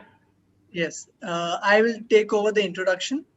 Yeah, I'll say briefly, the topic for the next discussion is mind of over matter digital advertising stressed in the digitized world. It's a fireside chat between Mr. Rana Barua, Group CEO, Havis Group India, who will be joined in conversation with Gaurav Rakshit, COO, Viacom 18 Digital Ventures. I request you to take the stage. Thank you. Shall we start? Yeah, Rana. Gaurav, hi. Hi. Yeah, I'm clear. Absolutely. Good to see you, Gaurav. How are things all good? All good, all good. Okay. No, so I think I joined, around 10, 15 minutes. So I was listening to the interesting chat that Yeah. was going on. So pretty relevant, I think, to the environment. And I think it's a good way of taking our conversations forward to saying that, what is happening. And I think nobody better than you to give us some insights on what's happening in the entire digital world and the advertising world, especially. So I think we'll try and make it more relevant, uh, especially coming from you and the kind of conversation that is happening in the world of digital. So I think I'll start off the first question, which is to the point questions, and then we can start opening up. I think digital advertising, we've realized, and over time, and naturally with this entire plethora of the kind of stuff that's happening in the industry, has a very detailed, clear ROI measurement that we've been seeing. Yet continue to see that there is a clear kind of a stiff competition that comes from the traditional media like TV and print, and we keep questioning and debating the ROI. And it's a conversation that's going on. While there's a humongous conversation in all clients, every agency, every network agency, and all clients saying that this is how the world will behave, this is how it will happen. So what is your take on that, and how are you seeing that, and what's your point of view? Because I think some of the other questions will also link into this, but I think it will give us a good overview of what you've been seeing. Sure. Recently, I was on the advertiser side of things, and so I obviously have a sense of both sides of it. I think the large macroeconomic reality that I see, which is in the streaming space, is that attention is moving to streaming, right? And so it's more and more consumption of streaming is where public attention is moving. I think that is a one-way road. I don't think that that's going to go away. Now, advertising perhaps is the grease that makes this engine go, in terms of how do you capitalize on that attention in a way that is valuable for brands and is not sort of disruptive for consumers. Of course, it is interrupt at some level, but fundamentally, how do you balance that? And I think that's very much the journey we're all on. Having I guess marketed for as long as I have and seen the shift across media, I recognize one of the challenges that one has when one moves from traditional forms of media to digital is that well, there are a few of them. The first one that you touched upon, I think, is that the to some sense the curse of ROI, right? I think most good advertisers have a sense of where their money goes and what their money delivers, even in traditional media, and I've always built that science. Digital allows you to have a much more tactile feel in terms of consumer behavior and seeing whether those clicks lead to your site, etc. What that performance actually means at an aggregate level, where you're dealing with CTRs from anywhere between 0.5% to 2%, and what that does to the balance 98%, nobody really knows, right? And so then it goes back to the area of being able to understand your users. And here I say your users because it's very subjective for every brand to have that sense of what happens to the others that don't actually literally engage with the creative. And I think that science is still being built out. It's certainly more evolved in traditional media, even though it's actually more inexact. I think at some level, inexactitude doesn't make it wrong. There is still a one-eyed man in the land of the blind. And I think that is still being figured out in the digital space. The other challenge I think that one sees is that for good or bad, there is centralized measurement of traditional media, right? At some level, even though driven through samples and controversies and what have you, broadly, everyone agrees that is the metric that we will judge the exposure by. Now, in digital media, it's a little harder because we as publishers all know our metrics intimately. And so it's much harder for a third party to come and provide a central data store, which is very easy to controvert because we know our own numbers, which is not baggage that's available in the traditional media.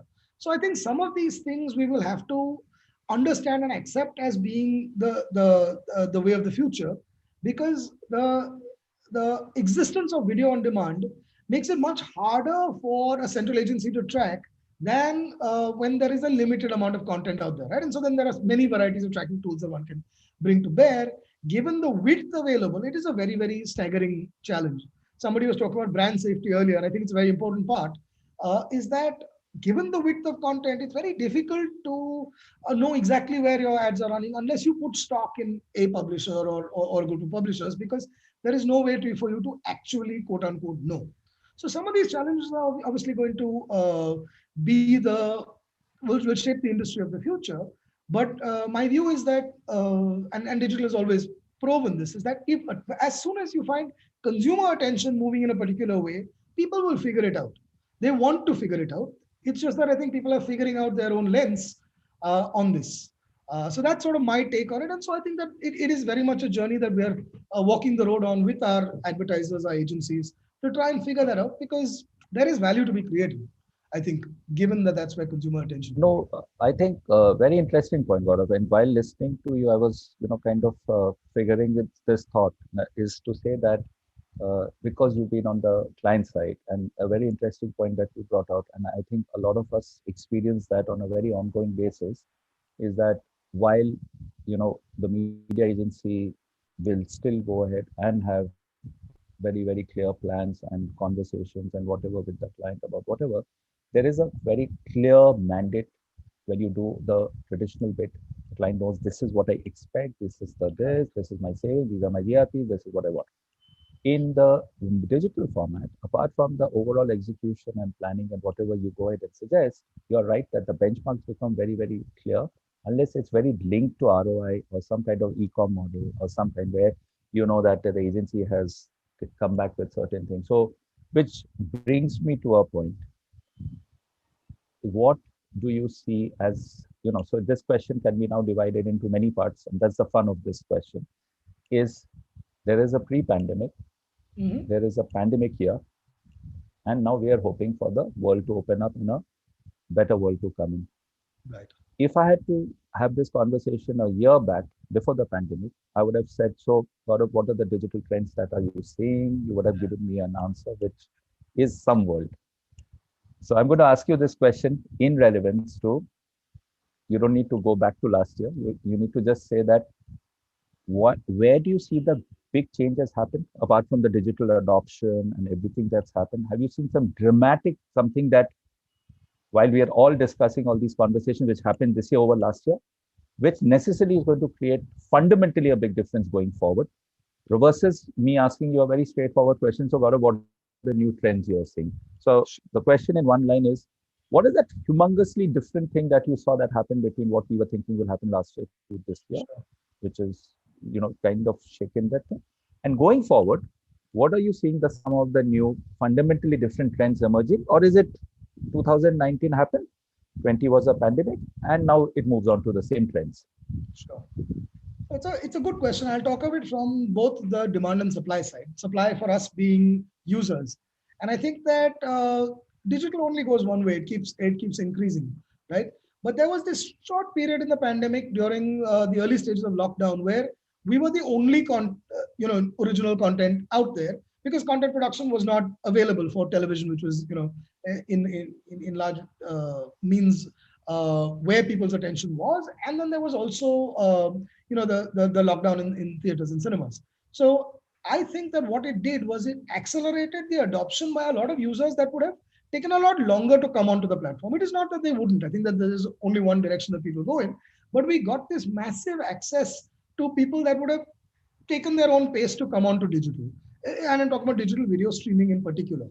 Now, when I'm talking about these people, though, what's interesting is that and obviously I'm partial to the streaming side of things, but people started to not just get entertainment online, but they were doing shopping online. They were doing a lot more online, where suddenly their online consumption, not just digital, grew manifold.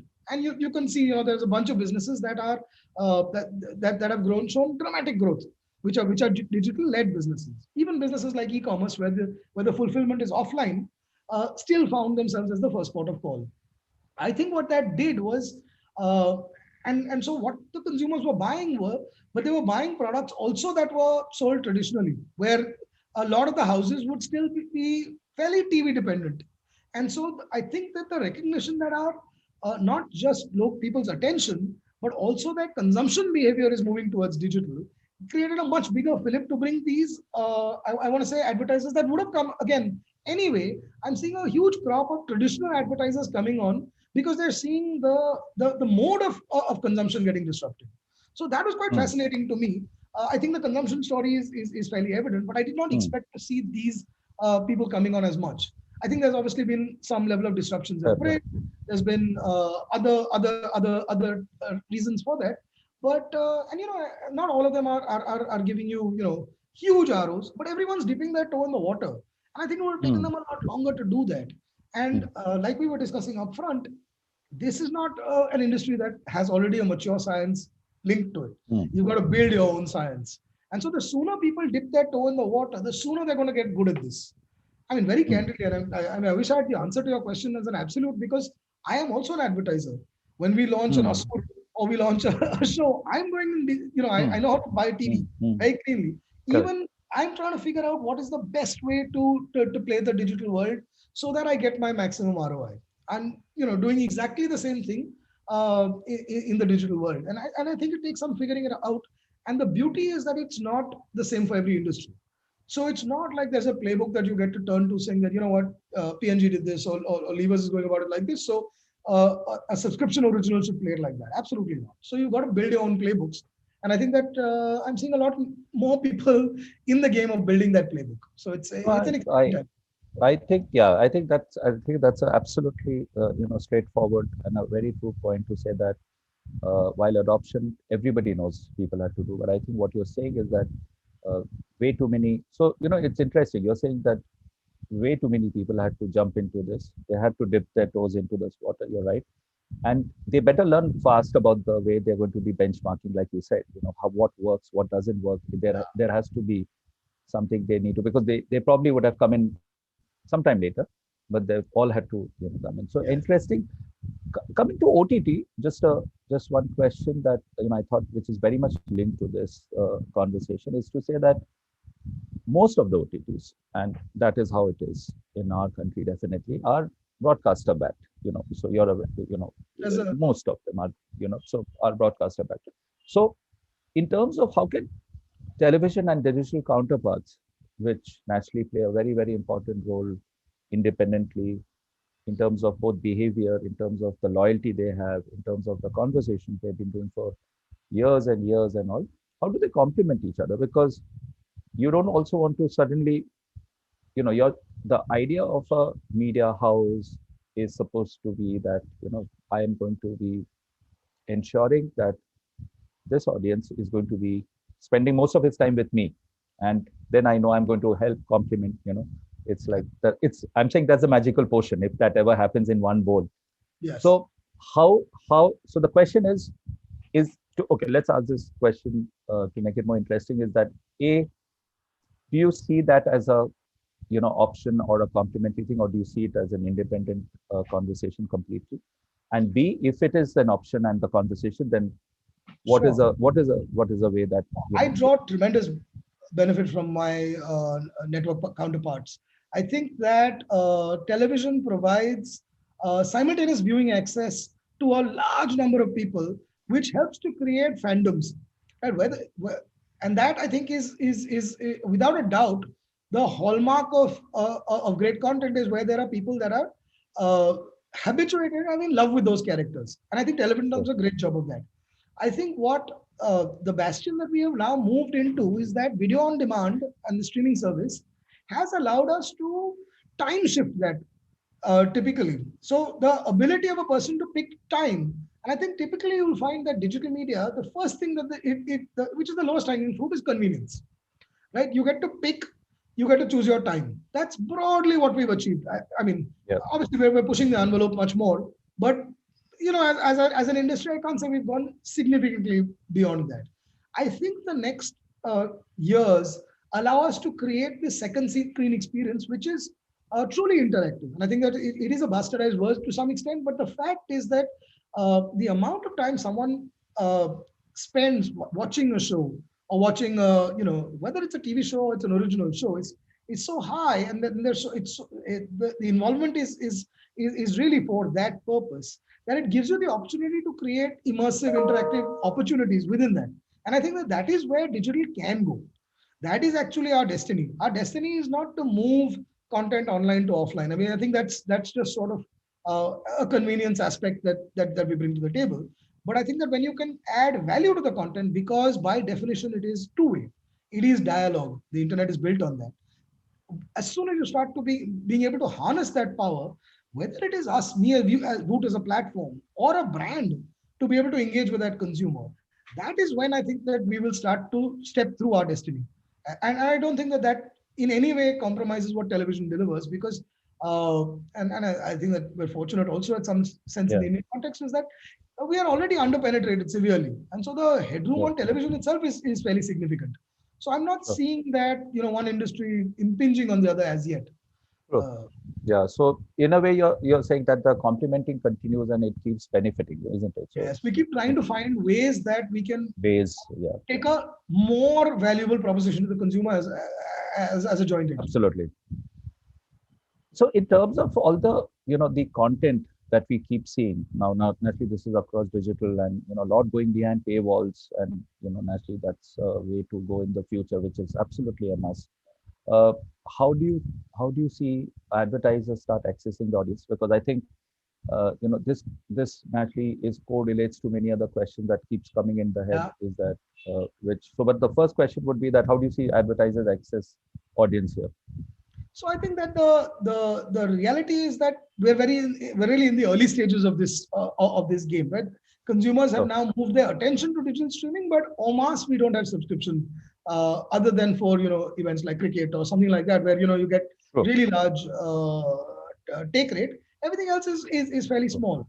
As this number starts to grow, I do think that these consumer groups are extremely valuable to advertisers, and I do think that that is going to continue to be the opportunity that I think that you could have a ultra premium kind of service where you will have no ads, but which will be again very tip of the pyramid. But as long as subscription services, when we start to broad base and get to big numbers, I don't think they will be devoid of advertising.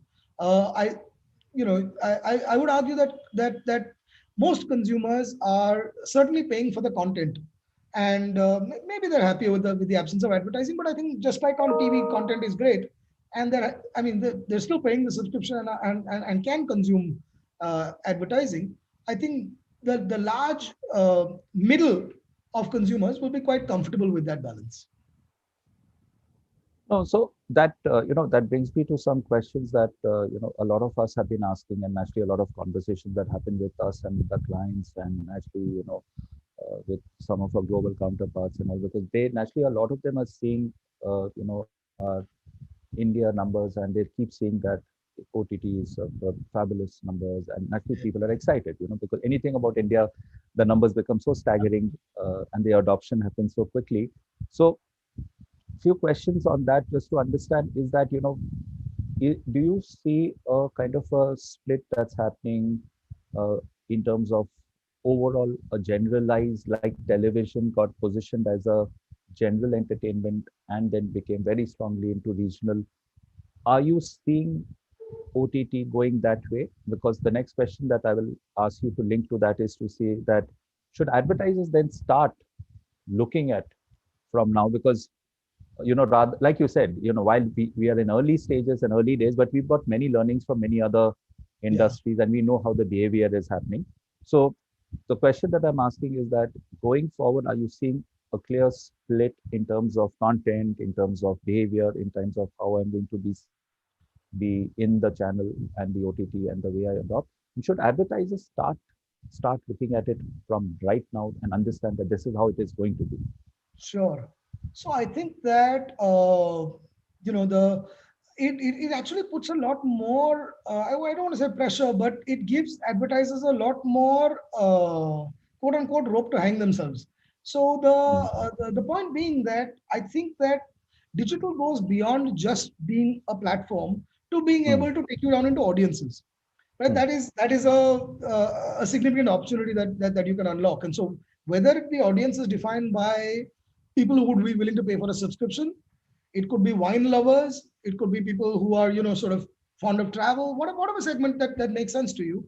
Now the challenge is that, but the science is imperfect, right? It's always an approximation of the truth. And so the advertiser needs to be very sure of saying that, do I need to be over-indexed on a very narrow audience, or do I need to be reach biased, which can mop up the audience that is necessary to me? And that goes, and it's different strokes for different folks. It changes your proposition, right? So I think that, assuming that you, and a very poor example is that if you're trying to look at a travel segment, there's a difference in the approach you would take if you're selling, travel bags versus you're selling cruise packages. You might still be looking at people who like to travel, but your segmentation would be completely different. And so it sort of forces you to understand that, look, not, quote unquote, better information about people doesn't necessarily always translate to what you thought is the right audience for your product. And so that power comes with that. No, because I think, no, but it's again like very, very interesting because, you're right, because I think, that is how I think a lot of the audience and the profiling and that medium allows you.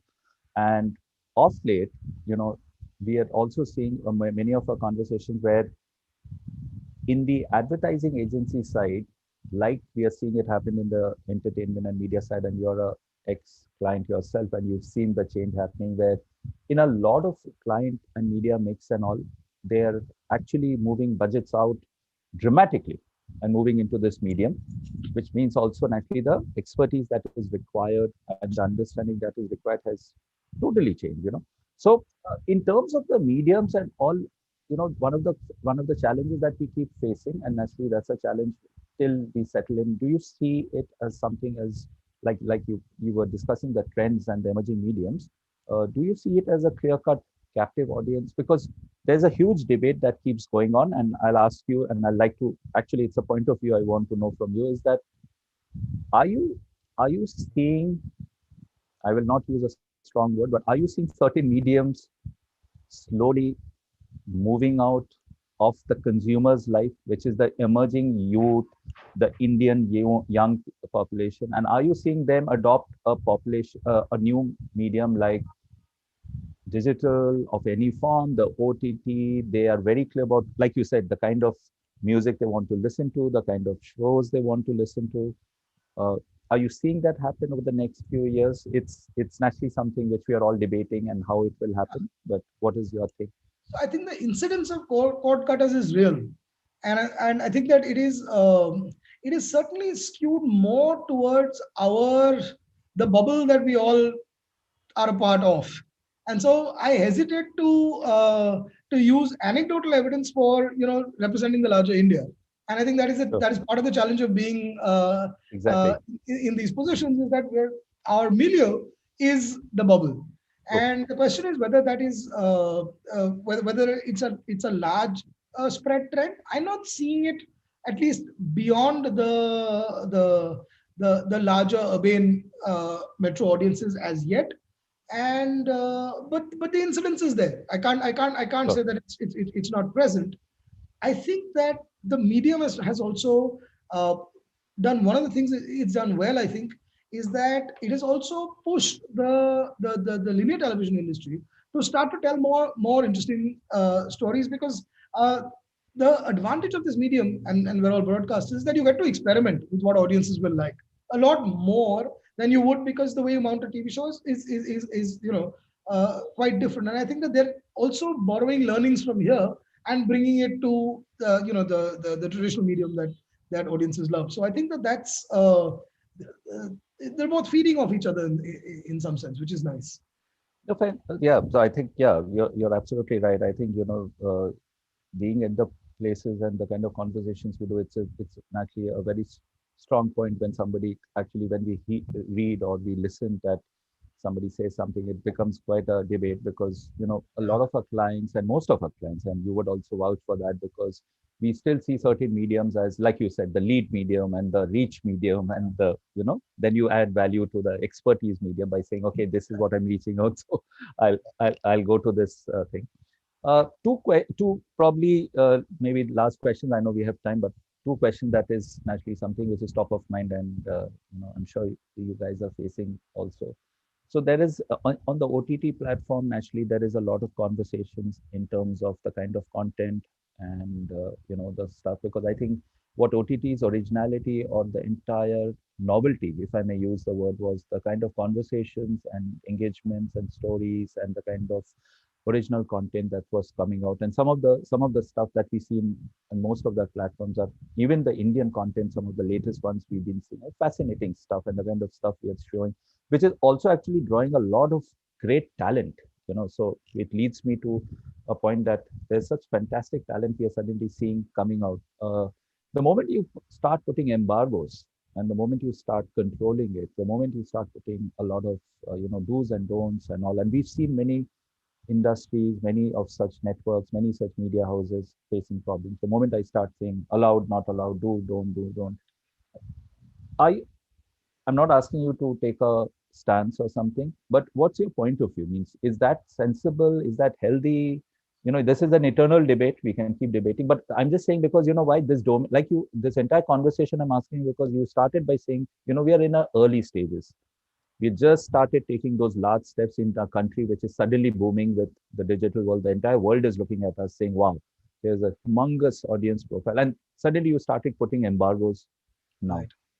What are your feelings? And like I said, you don't need to have a clear cut, but what do you think? Is it good? Is it bad? How do we manage it? I use the opportunity also to just to clarify that no embargoes have been put as yet. So there is a lot of froth in I know. media, and I Yeah, appreciate it's a subject. It's a subject of significant interest to a lot of people. But yeah. frankly, that's not there. We're obviously together as a digital streaming industry, and there's a bunch of us that have come together. I think there is still need for us to create some common rules of the game.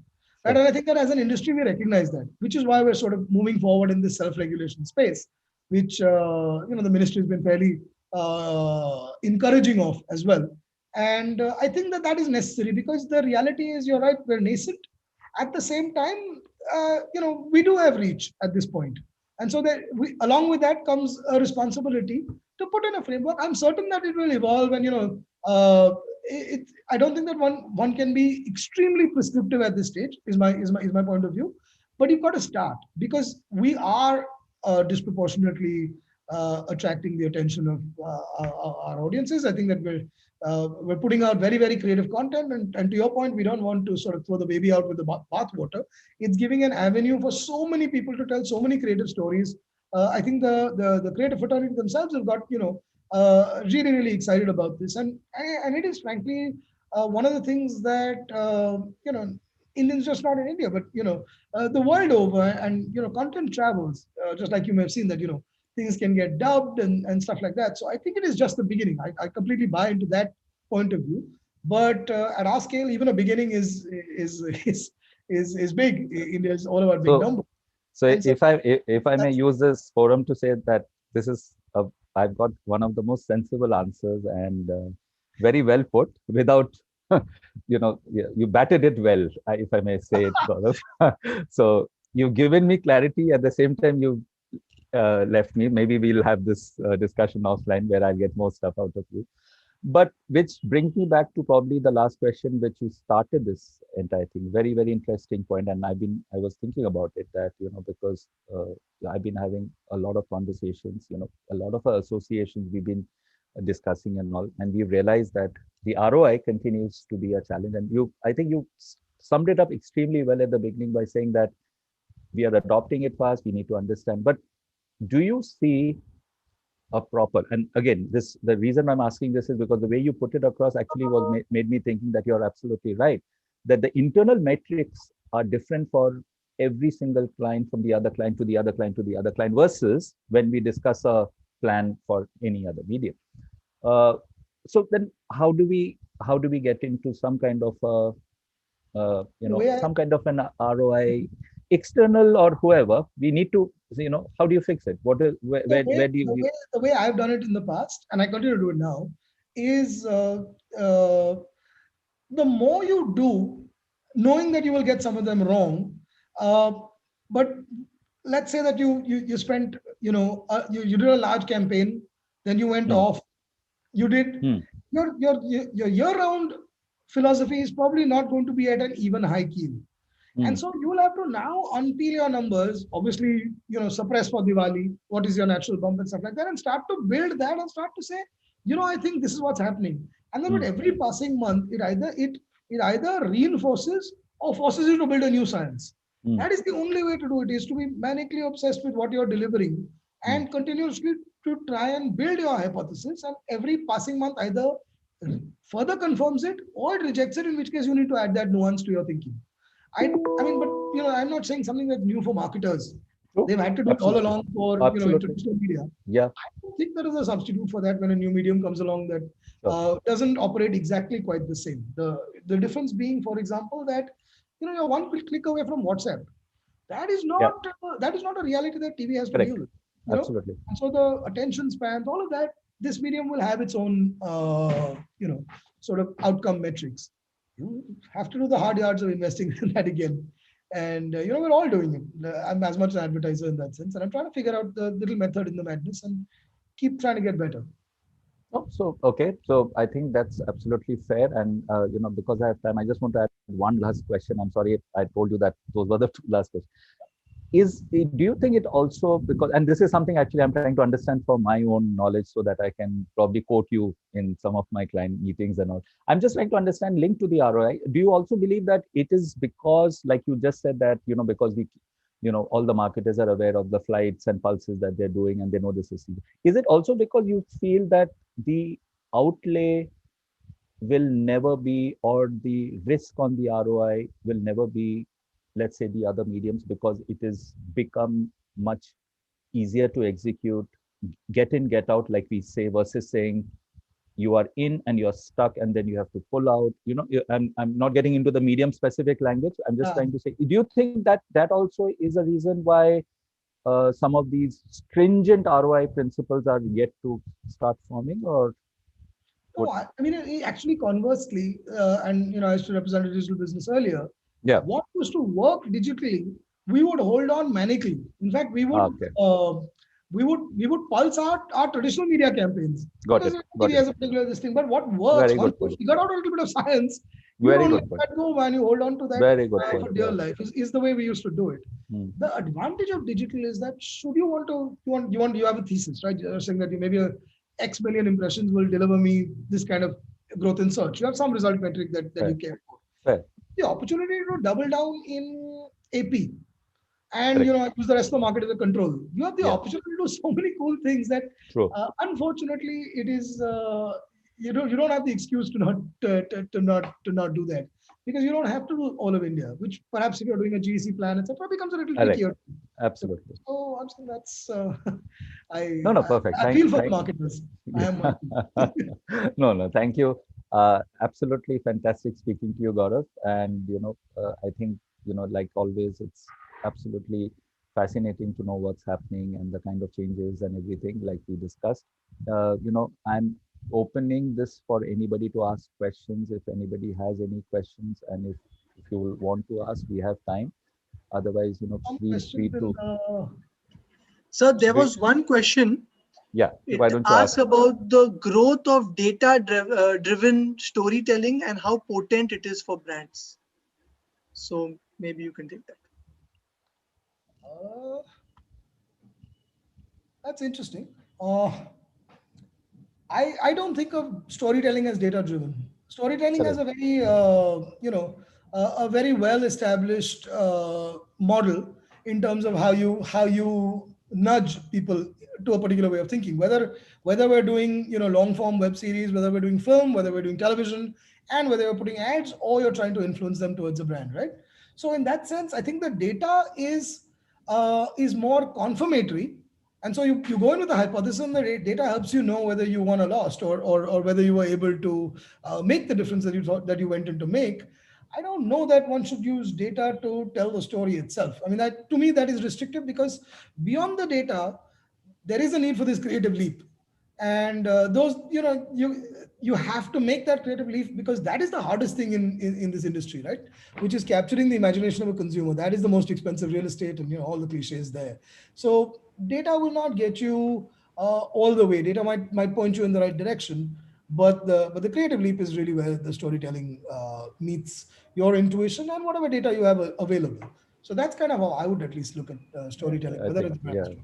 totally Rana, you agree. will be able to answer that better than me, man. I'm not answering all No, no, I think you're absolutely right. No, you're absolutely right. Means it was a very interesting question. I wanted to see who asked, because if storytelling gets into that kind of pinpointed data and trying to figure out what will start working, I think that's going to be quite fascinating. But I agree with you. Vijaya, you've joined finally, and good to see Thank you, you. Rana. Thank you. Thank you, Gaurav. I'm sorry I blacked No out at that problem. time. Yeah. Thank you for your You time. meant you meant your camera blacked out, right? Yeah, finally I met my camera. Thanks. Okay. Thanks. Thank you so much. Thank you. Thanks, Gaurav. We'll catch up. Thanks, Thank you. thanks. We will, Rana. Lovely Bye. chat. Thanks. Thank you. Moving on to the last session of our day.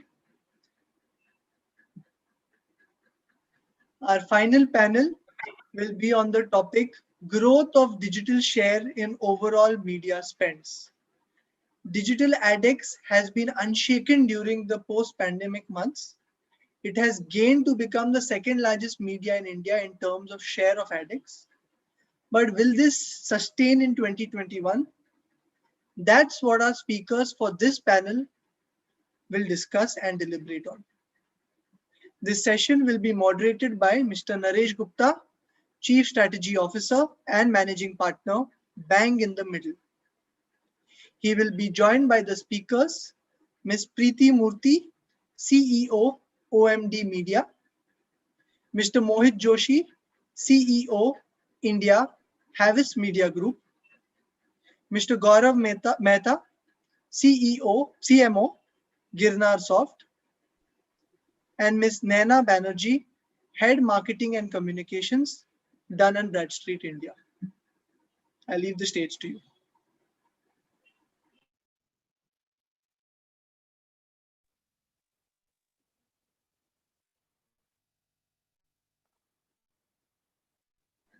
Sir, Very few people.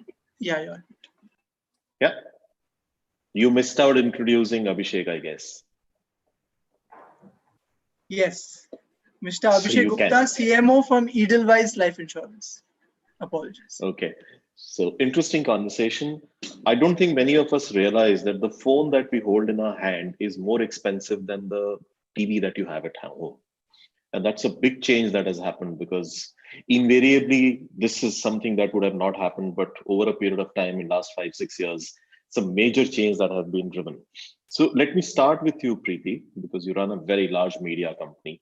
How is it that you're seeing change happen? Are brands now looking at digital first, or it is still what used to be at some years ago of saying, okay, you guys have digital and you digital media, so you will get last 5 slides so that the client knows that we also do digital? Has that changed in the way industry is moving forward? And brands, are they looking at differently? Yeah. Wonderful question. Thanks, Naresh, for that. And hello, everyone. The pandemic in the last 9 months, I think, has brought on a complete turn of table, So I'm actually very glad to say that we fast tracked 3-4 years ahead in these 9 months. And the conversation around the way we look at digital is actually what we would have done otherwise if it was the normal way of living. And today, brands are actually talking digital first more consciously. They're talking e-commerce first, business digital first more consciously. And they're also exploring brand building through digital, because they've seen an era saying, oh, what if there is no TV content? We used to do these role plays and scenario plays, in these training sessions, saying, imagine and make a TV plan without TV. Imagine and make a plan without print. And it actually panned out for us in India. I mean, it was one of the worst case which has happened in media globally, where India actually blacked out on print and television, and digital took a forefront quite naturally. And the success is quite evident in the way brands have now looked at not just brands that were already leaned into digital, like auto and so forth, even categories that weren't so leaned into the brick and mortar categories. Like one of the FMCG clients told me that what modern trade was me for me pre-COVID era, e-commerce on digital is today for me. So that is the shift they saw in 6 months or 8 months or 9 months. And today it has become a norm. So that debate is actually out of the window for agencies. So I'm very glad that now we don't discuss and debate ki digital pe 3 slides chahiye ki 5 slides chahiye. Yeah, there's no discussion. It is actually digital first automatically now. Thanks, Preeti. And this is just to peep into how advertising agencies used to work some time ago. Glad that is changing because there's a lot of conversation that now happens around digital. Gaurav, if I can come to you because you really run a digital first brand. How is it that you have seen change happen? And from all the brands that you're working with and the experience that you have, where is it that you're seeing the change happen? And where do you think this change will go? Thanks. Good evening, everyone. And thanks, Naresh, for the question. Um, I think typically, I mean, before I come to the brand or the sector that I'm working in, consumer behavior shifts when there's an alternate which is equally good or better than what you're using right now. And in the absence of that, then you continue doing what you've been doing. But I think because of pandemic, what happened is that people became much more reliant on their mobile phones for transaction, for entertainment, for content, for just feeling good about themselves. And we saw the content consumption or mobile phone usage going up during the pandemic. And I think what Preeti said was very interesting. And this is something which all of us are seeing. Like till about 3 or 4 years back, maybe digital was nowhere on FMCG's radar, to a point where all your groceries and all these things are coming on on an overnight basis. Once you wake up in the morning, all the groceries are there. So I think that there was no other option hastened or accelerated the importance of mobile in transactions. Actually, people are always using it for content and communication, but transactions just supercharged during the 5-6 months that we were not able to move around. And not being able to move around, and the whole fear factor about moving around in public transport is what really accelerated my industry, which is automobiles. Owning an automobile before pandemic was a little bit of an aspirational product. That hey, I've achieved, I got a promotion, I got married, I've got 2 more kids, I have to buy a car. But what I have seen now is that it's becoming much more of a functional product. That I want to keep my family and myself safe whenever I commute. I can't depend on the bus or the train or the metros right now. And which is why basis my spending power. If I was a two-wheeler owner, I'll be buying a used car. If I was a used car owner, I'll go for a new car hatchback, and so on and so forth.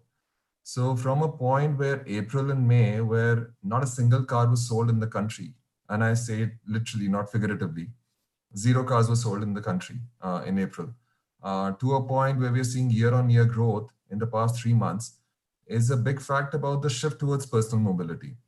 And because it's a high involvement product, the importance of mobile became that much more. About booking your car, about researching about your bikes, about looking at the way the cars and bikes perform, and so on and so forth. So I think, Naresh, that's my perception, or that's my observation in the past 9 months, and how mobile has taken root in the industry that I'm in and some other industries. So interesting that you touched upon the fact that there is FMCG and there is transaction, and how transaction has started to come in center of what FMCG is doing. If I can move you to Naina, because you run more work on B2B space and not really so much on the consumer facing space, where is it that you are seeing changes happen, and what punts are you taking on future? Hi, good evening, everyone. I think we moved to digital marketing since last 2 years, but this year was obviously for everybody, every industry, it's different. For us, it's very different also, because there was a lot of focus that people have put in having a direct communication with the clients, and a lot of feet on street sales people. So the pandemic actually made all of us realize that it's not feet on street, but it's a digital and the virtual world, which is the way for sales and for any kind of marketing. And that's made all of us to shift our focus in a very, very big way on digital. I used to focus, say, I have a lot of sales and marketing product, which we used to sell through digital quite a bit. But there is also risk management. There is also, third party compliance kind of product, data analytics tools. We saw a huge shift that, people for this kind of product, which needs a lot of, they had gestation period, they had a lot of learnings to get into. People are talking digital, people are interested to get about all this product in digital, and we could penetrate. And this year we have launched 4 global product in the market, in data and analytics space. And all the 4 product happened during the pandemic in 2020, and we've got really good response, and the entire marketing of this product happened through digital. So, for us, digital became like, probably the most important source of marketing. And Naresh, we have also spoken to a lot of clients and a lot of market survey to understand that where we are. And when we were talking to CMOs, we realized almost 70% of the CMOs believe that the footfall to their website, to their landing page has increased considerably, and people started using social as a channel. When you're doing paid, so social became a very big channel for you in your digital marketing mix. So I think we have also used social as a very big channel, obviously depending on the kind of audience you're looking at. Then the other thing I would say that we work a lot with SME sector, and you would be surprised to know that how this sector came up on the digital scenario. So we have connected with clients in tier 3 cities, or very, very small cities, which we have never thought that our feet and street sales can take us there. And these are the industry which we would get as clients. So digital has been like a real boon for at least our industry. Thank you. And you touched upon the fact of feet on street and how all that is changing and how Salesforce is starting to use technology a lot more interestingly. Abhishek, your industry runs a lot on feet on street, and I love the background. I hope you are really in Goa and not just the background that you have at the back of it. This might be a good time to be there. But how are you transforming the whole business? Are you seeing any kind of change happen with this whole perspective? Because yours is a really effort intensive category. Insurance doesn't work without leads coming in. Feet on street is where brands win or lose in your business. So what is it that you are seeing happen? Okay, Naresh, first of all, the background is more on state of mind. Physically, I'm in my home, so the background is more of state of mind of the place I want to be, rather than being in this conference. I'll rather be there, which is in my background. But, I agree. For an industry which is heavily dependent on the last quarter of the financial year, which is the months of Jan, Feb, and March, and out of that also within that quarter also heavily dependent on the month of March, because I don't know what happens. We Indians seem to buy a lot of life insurance in the last 3 months of the financial year, probably because of the tax planning and everything, and therefore the insurance gets bought for a lot of wrong reasons. But that's how the market operates. So therefore the industry actually relies a lot on these 3 months, and out of that March. And this March 2020 was a complete wipeout, complete washout. Suddenly we realized that and as you were saying, the industry is heavily reliant also on people going and meeting people, the feet on street, meeting face to face. And suddenly post March, that meetings or personal meetings got out of the equation, that were no longer possible. So so while that was a kind of a shock to the industry, what worked in industry's favor, and let me just silver lining out of this dark times that we all have gone through, is the awareness for insurance has actually increased manifold. The moment we have realized that we are vulnerable, and this COVID has actually made us feel vulnerable and made us feel that we need to plan for our futures, we need to secure our futures. Because of that, people started to look at life insurance more positively. So from an intent perspective, yes, it went up. But from fulfilling those intent took some time industry to catch up. So therefore March the industry really degrew. But come April, I think all of the players, all the 24 life insurance players, they came together and have been managed, and they have managed to completely equip their sales team and tell them how to sell digitally. I'm not saying how to sell online, I'm actually saying using various digital methods to sell, because ultimately insurance is still remains a advisory business. We are saying that the world is going digital and people are buying online.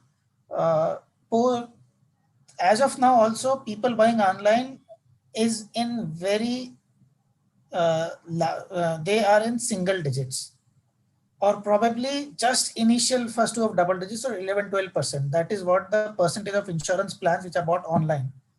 The balance are still sold through an intermediary in between. So that is an advisory selling.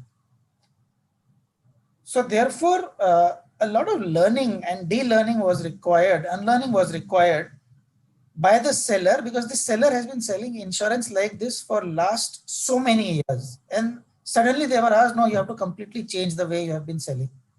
But the level of adoption of digital adoption and level of people adopting the technology and various ways of using selling digitally has really been amazing, and that has been evident in the industry numbers. I think the November which went by, the last November 2020, was the only month in this financial year where the industry actually had a degrowth. The degrowth was very small, but industry degrew. Other than November, across all months of this financial year, the industry has grown. So, customers' attitude towards looking at insurance more positively, the industry adopting the digital methods quite well, and the main is the intermediary sellers actually completely unlearning the old ways and adopting the new ways has really helped the industry to catch up.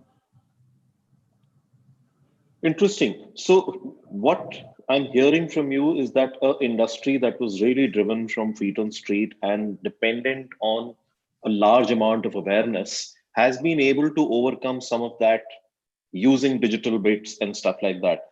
Mohit, if I can move on to you, because we've always done media planning in a way where television drove reach and frequency, and we used other mediums to start piling on and adding on to what television did. Is that practice changing? Are clients now coming to you and saying, no, can we look at digital as the first medium? And are you really starting to use digital to drive reach and not just other matrix of media planning? Yeah, absolutely, Naresh. What has happened in my view is that, there has been a clear divide of BC, which was before COVID, and AD, which is after the disaster. So it's a BC AD divide, and things have changed completely. Things have significantly changed. I mean, I was listening to a global speaker yesterday, and they were saying that digital transformation has, in 6 months, we achieved what we would have achieved in 6 years otherwise. And I remember Preeti also mentioned something like that. But those years can always be questioned. But we all know that it is a huge transformation that has happened in a very short period of time. I'm sitting actually in Nainital, and even here I can get my groceries online. So I never knew that the online, industry operated in this small place where I grew up, and I knew that it would not be there. But this is the situation today, that the disruption is significant, and the clients have also realized it. You're right. Before COVID, digital used to be an add-on to the already planned television plus print plus all the other mediums, and digital had a role to play. But today we are starting our plans with digital at the core, and that's very obvious, because the digital spends have significantly increased. We have seen that happening, and Preeti clearly mentioned. I also have seen in among my clients that the spends on digital have close to about multiplied by 3 times during this particular period. And what digital also does is it gives you an ROI. So today the clients are very, very ROI driven. They want to know what exactly each dollar of mine did in terms of a final outcome or an output, and that is something that digital delivers. because of which digital has become a very important and integral part of the plan. It is even delivering reach. While reach is a very subjective thing. Yes, you still need a television to deliver the mass reach and those eyeballs. But when you are targeting a very specific audience set, digital is delivering fabulous reach over there. And I am very proud to say that during this period, we actually did a couple of launches which were digital only. And clients had huge issues and concerns initially, but finally they went with it and they were successful. So your point that is digital delivering reach today? Yes. And as a result of that, I'm sure all organizations are also changing completely. We are building our digital capabilities significantly. We are building a marketplace capability, because any client to whom you go to has a marketplace requirement today, and which is becoming very, very important. The gaming capabilities are increasing, because during this period, while digital happened, gaming became very important, and connecting consumers through while they are on that platform became very important. So the gaming capabilities have also significantly increased for agencies like us. So I think we have, while the transformation has happened for the industry at large, every agency has transformed and become far more digitally savvy because of this pandemic. We all were, but I think this pandemic has significantly transformed us, and so have the clients. They are also very, very confident and comfortable with digital being their core medium, which delivers reach to them. And obviously print and TV have their own roles to play, but the importance of digital has suddenly become much higher. Interesting. So I'm staying on this entire bit because Preeti is there, and and if anyone wants to add in any bit at any point of time, please feel free. I mean, it's not that I'm asking Preeti so only she can respond. But we've seen a huge mess happen with measurement, and huge mess happen with measurement on mainline medium, where it was almost given that that mess will not happen. But we saw that mess happen, and we saw how whole news channels have been taken off bark and they are not giving you ratings for that and all. But keeping that aside, is ROI the reason why digital never grew to the level it could have grown in this country? Now, I'm asking a little more provocative question. If digital was not so much ROI driven, and if digital was not so much performance driven, have we actually undermined the entire ability of digital to deliver brand messages to intended consumers? What's the take of media professionals on that? And then I'll come to Gaurav and Abhishek and Naina to see what they feel about this whole bit of ROI driven media issue that has started, or ROI driven media that digital has made itself out to be. Is that really fair on digital, or digital should look beyond mere ROI? I think the good part about the post-COVID era is that we are looking at, I think most of the brand teams are looking at digital beyond ROI, because we've used it to build the brand. We've used it for the upper funnel. We've used it for awareness building, communication smartly, social messaging, what not has been used. I think digital, unfortunately, was born in an era where there were certain set norms of media planning that was so driven by earlier print era and then the TV era, that it had to take shape form in a way that it defined itself unique. And that became the ROI part of it, because it was easily measurable. The beauty of the digital is that, right? It's far easily measurable than all other media put together. However, finally, a brand number can be a function of various other factors also, which is beyond media. I think media is one of the many elements. We tend to forget that. There's distribution, there's pricing, there's packaging, there's creative impact. There are many, many variables. I think digital hence has a wonderful transformation role to play now, and it can detach itself from only the ROI story. That's my view, and start building a full funnel story, which it was attempting in the last few years. And I think now they can go more aggressive. And we agencies have to ensure by partnering with the digital ecosystem on how do we tell the story and start measuring it to the new matrix, so that we don't get into the trap of the CPXs, only. So that will happen for businesses where it matters. And then there are parts of media where you don't need to measure it like that. So once we are clear with that strategy, I think it will become far more richer. And I think digital will define a different way of measurement for the industry, and that is what is required. I don't think we should try to benchmark it with TV or try to benchmark it the way print. I mean, out of home has survived without any such measurements and the tags of measurement, but still it's worked and still it's grown. So I guess we need to give the media far more credit than what it deserves. So then this is the thing that three of you can start to talk about, Gaurav, Naina, and Abhishek, because she touched upon the fact that upper funnel bit of it and how media can be used, how digital media can be used to go up there. We have seen across categories that we work with that creatives matter. And it's not that you can walk away from creative saying no, media matters more. There are people like Bhuvan Bam who exist out in market who can deliver you so much of numbers that some of those delivery numbers are insane, but would every brand walk to the similar kind of influencer because that influencer delivers that kind of number? I'm not very sure that you guys will do that. So Gaurav, how is it that you would start to look at digital media now that it has started to create a larger impact on business? I mean, is ROI the only way to look at what channel to use or what medium to use, or there is a mix of what ROI would be and what creative will deliver and what business you are seeking to drive from there? So Naresh, I'm a little bit of a biased party because at Car Dekho we are a publisher ourselves. So from, I mean, like, you know, from a very native or very fundamental perspective, we built our business through content. We built our business through digital content, let me put it this way. So I'm a bit of a biased party, but what's happened in the recent past is that a lot of D2C brands have come up. Yeah, I mean, a lot of young startups have come up who might not have the necessary resources to invest on ATL media, your TV, print, and outdoors, and so on and so forth. And I think they found like a fair friend in digital mediums to market their product, and not just market their product from an ROI perspective, but also to, rent some sort of mind space in the mind of the consumer through influencer marketing, through branded content, through social commerce initiatives, and so on and so forth.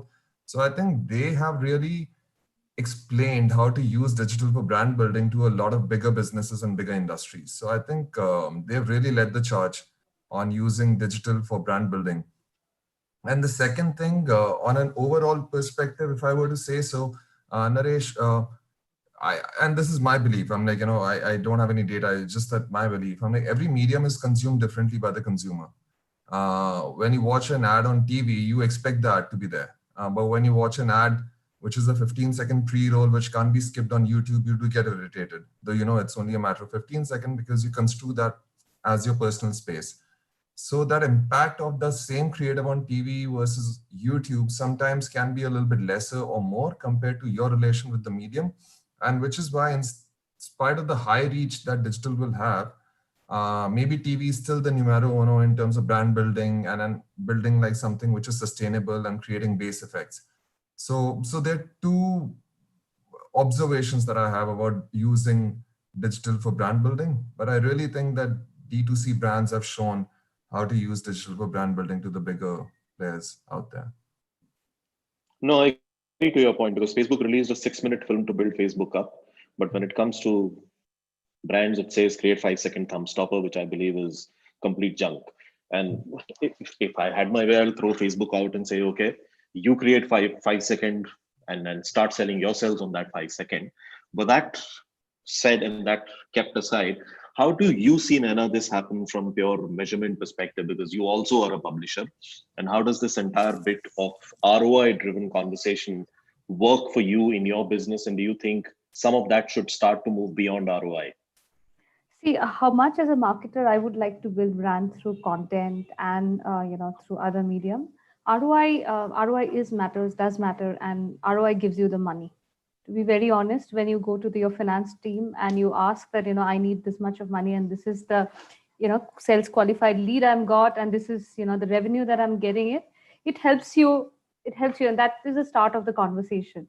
And if that kind of, even in a pandemic scenario, or, even when there's crisis going on, or if the business is not doing good, it's difficult to get marketing buck. And that's one of the first thing that gets cut. That budget gets rationalized many ways. But I think when the ROI comes in, it's far more easier to, have that discussion and get that money out. But what we do, we do significantly, and I think what, like me, many marketeers, I mean, would probably agree and do, is you have a pool of products and you understand that there's some which will have direct ROI and some will not have direct ROI, but then you have the pool of money, right? So you understand that what you're trying to drive and which product has what kind of appetite in digital. So for some campaigns, you would have only the impression or only the reach as your goal, and the other one would be ROI. There would be some kind of measurement for sure. It can't be like, without any measurement. You are not in a world when you're in digital that you can't have measurement. But yes, it's not always sales. It is impression. It is reach. It is sales. I mean, it's ultimately it's what is the objective behind the campaign that you're driving, and then working towards that campaign. And I think digital in that way works well, and that has at least helped us to make sure that we get our marketing investment in place, and we never had to really had to fight for it all the time, because digital that way is very useful and helpful. So Abhishek, you are the client, and I'm sure you go through this dilemma quite more than agencies go through or publishers go through. How is it that you look at it? Do you think the digital conversation should be driven primarily by ROI, or you think that the industry would be in a much better state if they opened up and started to look at this a little more holistically? Because I'm sure you do use digital for driving reach. You do use digital for driving awareness, and you don't use digital only for doing the ROI based communication. How is it that you see this? Okay, Naresh, before I start, I would just like to say that excellent analogy that you gave about Facebook, that when they wanted to release their brand campaign, they went ahead with a 7-minute ad, but they want us to do thumb stoppers. So excellent. Yeah. I think, that actually shows the paradox that is there.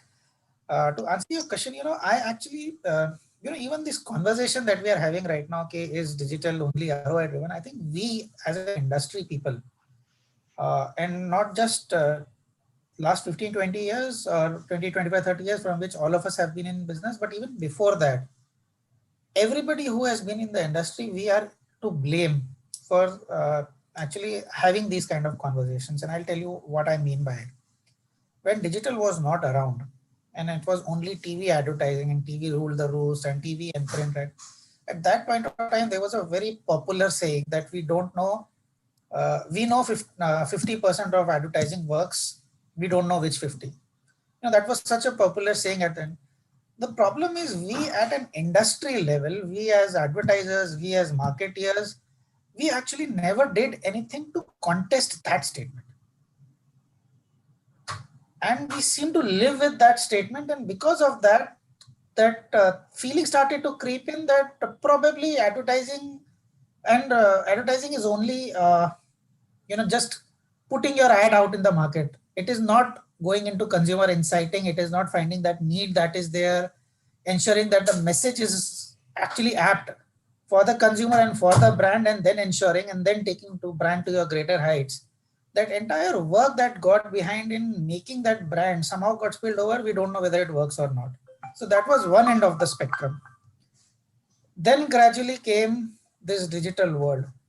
The problem with this digital world was that it was the other end of the spectrum, because probably it was trying to pitch itself against the traditional world of advertising. So they said, oh, in traditional world of advertising, you don't know whether it works or not. Here we are, you can tell everything. Every money that you put in, I will tell you whether it was working or not. So everything that we do is measurable. Everything we do is ROI driven. And that was the extreme end. And suddenly, digital marketing became digital sales, because anything that you're doing is measured either in the number of clicks you could get, number of conversions you could get, number of sales you could get. So both of these approaches continued, and they are at the other end of the spectrum. And we as an industry are responsible for it, because we did nothing to contest it. We actually promoted these kind of conversations. Now, thankfully, we are coming at a world where both of them, traditional advertising and digital advertising, both are looked at as a medium that can help in doing both. It can help you in getting consumers, which is hardcore sales. It can help you in building brands. It can help in developing empathy for your brand. It can take up your brand scores. you need to be very clear is that what are you planning to do with a particular campaign or a particular advertisement? What is it supposed to do? Is it completely focused on generating sales for me? Then my creative, my conversation, my choice of media will be completely governed by, so that I get maximum clicks and sales through it. But if I am looking at more as a long-term brand building, and I want to what we call invest in a brand, so that you create empathy and superiority for your brand, you would actually will be willing to put on some money on the table, which could immediately not be measurable. But over a longer period of time, you can see the effect building up. So I see now it coming up to that mid-level where it should be, rather than being at the opposite ends of the spectrum. Interesting. So there was the entire bit at one point of time where media agencies were wanting to do planning by objective, and there was objective driven media planning that used to be done, and every agency had some sort of tool which drove this entire objective based media planning, and not really driven only from the new word that came into being, which was called performance. Mohit, you started this, I'm coming back to you. Is ROI really holding the industry back? And if the digital industry gave up its obsession with ROI, will it grow more? And will it help brand grow better? Lost you, Mohit. You're mute. I was on mute, sorry. So I have a different point of view altogether. What I've seen over a period of time is that ROI is becoming even more important. While we might be saying that, the brand building is being done, but today, whenever we go to clients, and this I've been seeing over the last few years become even more pronounced during this period, clients are saying, I don't care where you put my money, I want ROI. So today, the pressure on us is that how do you build ROI on television?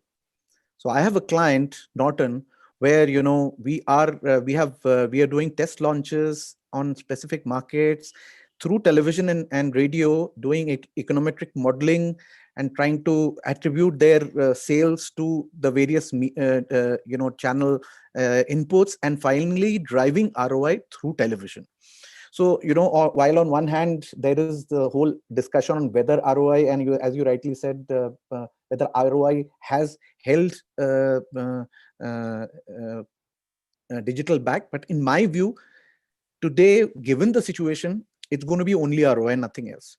So I see my clients demanding more ROI from me, demanding more ROI from each and every piece of communication and each and every piece of media touch point that I put across. Yes, I agree with you completely that measurement is a big challenge, and which is why I think each agency has its own philosophy, its own data stack, its own measurability parameters, econometric modeling capabilities that they try to assess how the inputs that you're putting on media are delivering a component of the outputs. Obviously, the entire output that is coming out cannot be attributed to media. So, which is why you have to do these attribution modelings and see what component of that output can be attributed to your media inputs, and hence do a very ROI based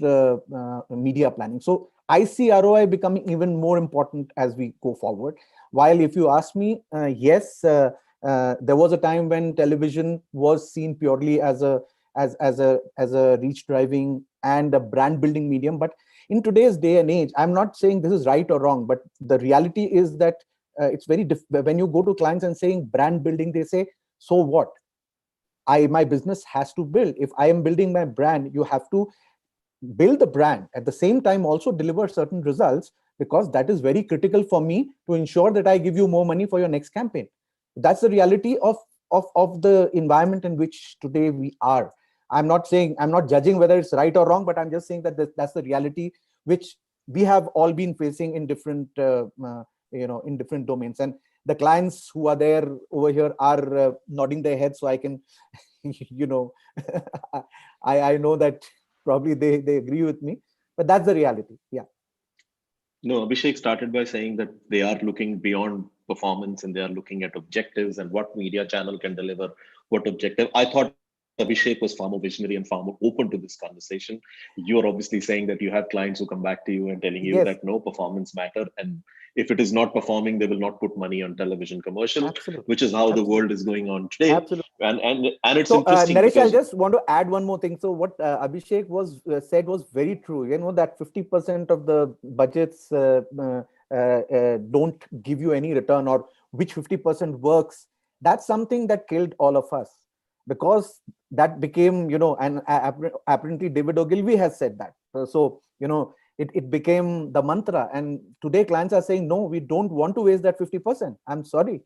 We want every rupee that we have to deliver something for us. And that's becoming the challenge for all of us in this industry. Naresh, I would like to say this is not, just wanted to add here that it's not just ROI. I mean, merging both what Abhishek and Mohit says, it's measurement.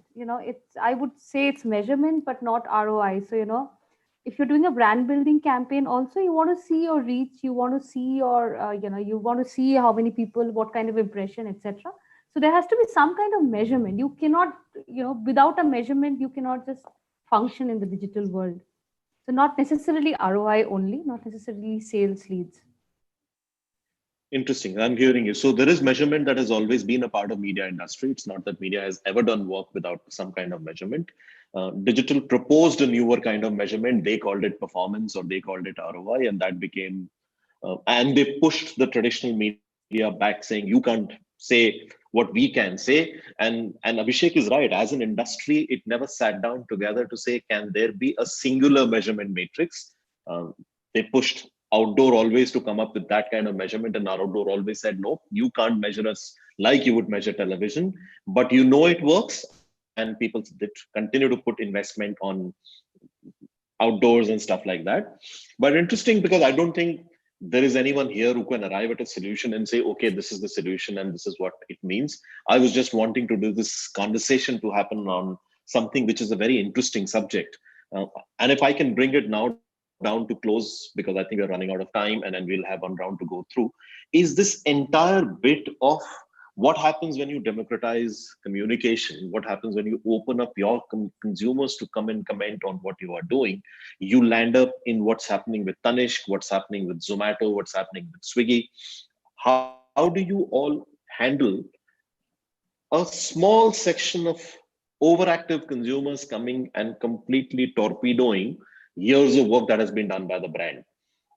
Is that a fear that we live in today with more and more digital media coming in? And I'll start with Gaurav, go to Naina, because you guys are more publisher driven, so you would be facing this more, and then come to Abhishek, because we guys as an agency are always at the receiving end of, you guys created this and look what it has done to the brand. So I'll leave that to three of you to debate and then tell us what happens when trolls take over and they start to have a disproportionate voice for about 30 seconds, and then that voice completely dissipates. Naina, if I can start with you. Okay, go ahead, Naina. Mute. Yeah. Yes. I think, we have the troll thing. Obviously, I mean, it's becoming a biggest thing in the industry, and in the consumer space and in the B2C space, you see a lot more than what you see in the B2B space, to be very, very honest. But that doesn't mean that we don't see it, and we see a lot of comments which has probably don't have any base. But I think, the way we can now enter a consumers, we can interact with our clients. So, you have to have that positive and negative. Now you know what exactly a consumer is thinking or a client is thinking. Similarly, you have to take their feedback also. So I think being responsive and being so for us marketers, it has become like a truly nightmare at times, because you have to be 365 days, 24 hours, always ticking, and you cannot have a off day, or you're not off from this. But I mean, as an industry, and as in the data analytics and information industry and publishing, so what we try and do is we try to be very active and listen to the consumer or the troll, or any kind of dissatisfaction that arises, if at all, and probably try to nip it in the bud. But I believe that in a brand like Tanishq and what had happened with Zomato, things are much more difficult, because you are in a mass, when you are in a mass brand, it's much more difficult to handle. But for us, it has worked to be honest about your conversation and to ensure a client or that I am looking at it and I'm going to respond to you what you're saying and have an honest conversation. And if you're at fault, accepting that fault and then move on. So that has worked with us. I would be very interested to know from Gaurav and Abhishek that, in their industry, how it happens and how do they manage it. Abhishek, you had started to say something. I'll come back to you.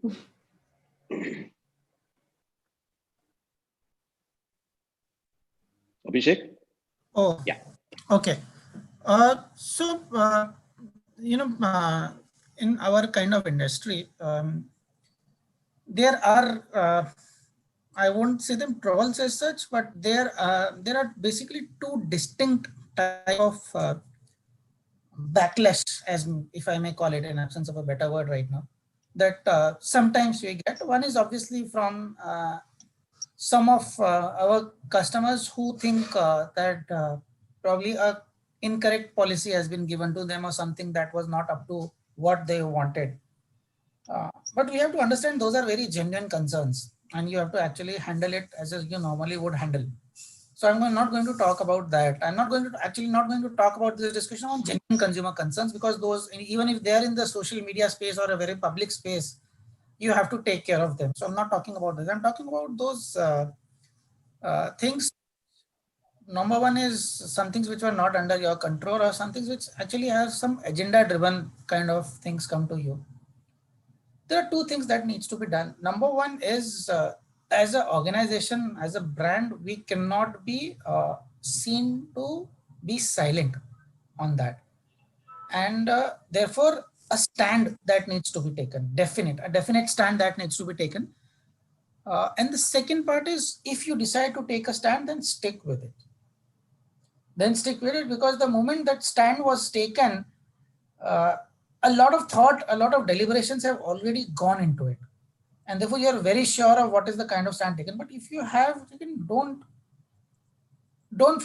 backtrack on it. That is what, and probably that is, and a lot of people, including me, feel that probably that's where Tanishq actually should not have done that. Although I also appreciate the dilemma facing them is because it's at a beyond point of time, it moved from being brand centric to a person centric, person handling the campaign at that point of time, and therefore employee safety was of a concern to them. Definitely not the shoes I would like to be in for during that particular time. But that's my personal opinion that you should not back. Gaurav? So two perspectives on this, Naresh. I'm like, trolls reaction to something that you create as a brand, trolls reaction to something that users create on your platform. Yeah, maybe I'll just take the second one first. And I'll use an example from my previous organization, OLX, where I was heading marketing. OLX being a UGC platform, we used to see a lot of listings, a lot of content being created, which was all over the place. People were putting up Hotel Rambagh in Jaipur for sale. People were putting ₹1 car, like Mercedes for sale for ₹1, and like really all sort of stuff. And then we had to use automation to like clear that out. So I'm like, it was a proactive approach to make sure that the content on the site where we were responsible as a platform was clean, so as to not like let the platform become a place of ridicule. And the second thing, where you create something, not the users, where you are creating something, I think as a marketer you have to be a little bit conservative. You have to think of the worst. We live in a polarized society today. There are many topics that just put people on either side of the spectrum, be it religion, be it economy, be it anything. And if you are going to go there, then have the foresight to make your plan B, plan C, plan D. And I absolutely agree with Abhishek when he spoke about Tanishq pulling down a day later. I don't think they did their pre-planning on when they touched upon a controversial subject. They should have seen this coming, and their SOPs should have had this thinking. What happens if this happens? and so on and so forth. A day later, if you're taking out the campaign, then that means you haven't done your prep work very well. And so if possible, stay away from the potentially controversial topics. If not, if you really want to go there, then do your plan B, plan C, plan D, because that's the only way to stay there and do well. Maybe the plan was to pull it out after the outrage happens. This is what few people were saying, that they had planned this, the outrage will happen, they'll pull the campaign out. We are still discussing. Obviously, the campaign worked. Preeti, if I can come to you, where do you see this going? 2021, do you think digital will become even more? And will it find newer places? Newer categories will come in? Where do you see 2021 taking digital? Sorry, my video's off because of low bandwidth. But I think 2021 is exciting because it is, the conversations are different this year. As we are planning for 2021, we are not having the same conversations as 2019 or 2020 beginning. We are having a different conversation of what else and what more and what ifs.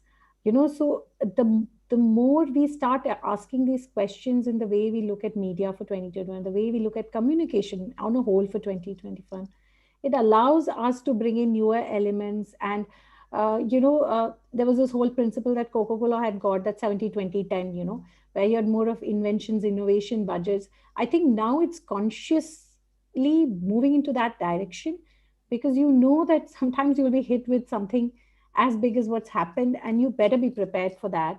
And you're not banking on one way of doing things. As agencies, we will be expected to be more nimble-footed, more quicker in the way we turn around and shift media strategies, like how we did during COVID period. And I think as marketeers, it's great because they get to explore newer avenues, they get to test and learn with that. And we'll also build new norms together. And that's how I see 2021. A lot of together work is going to happen. Mohit, where do you see this going? Predictions for 2021?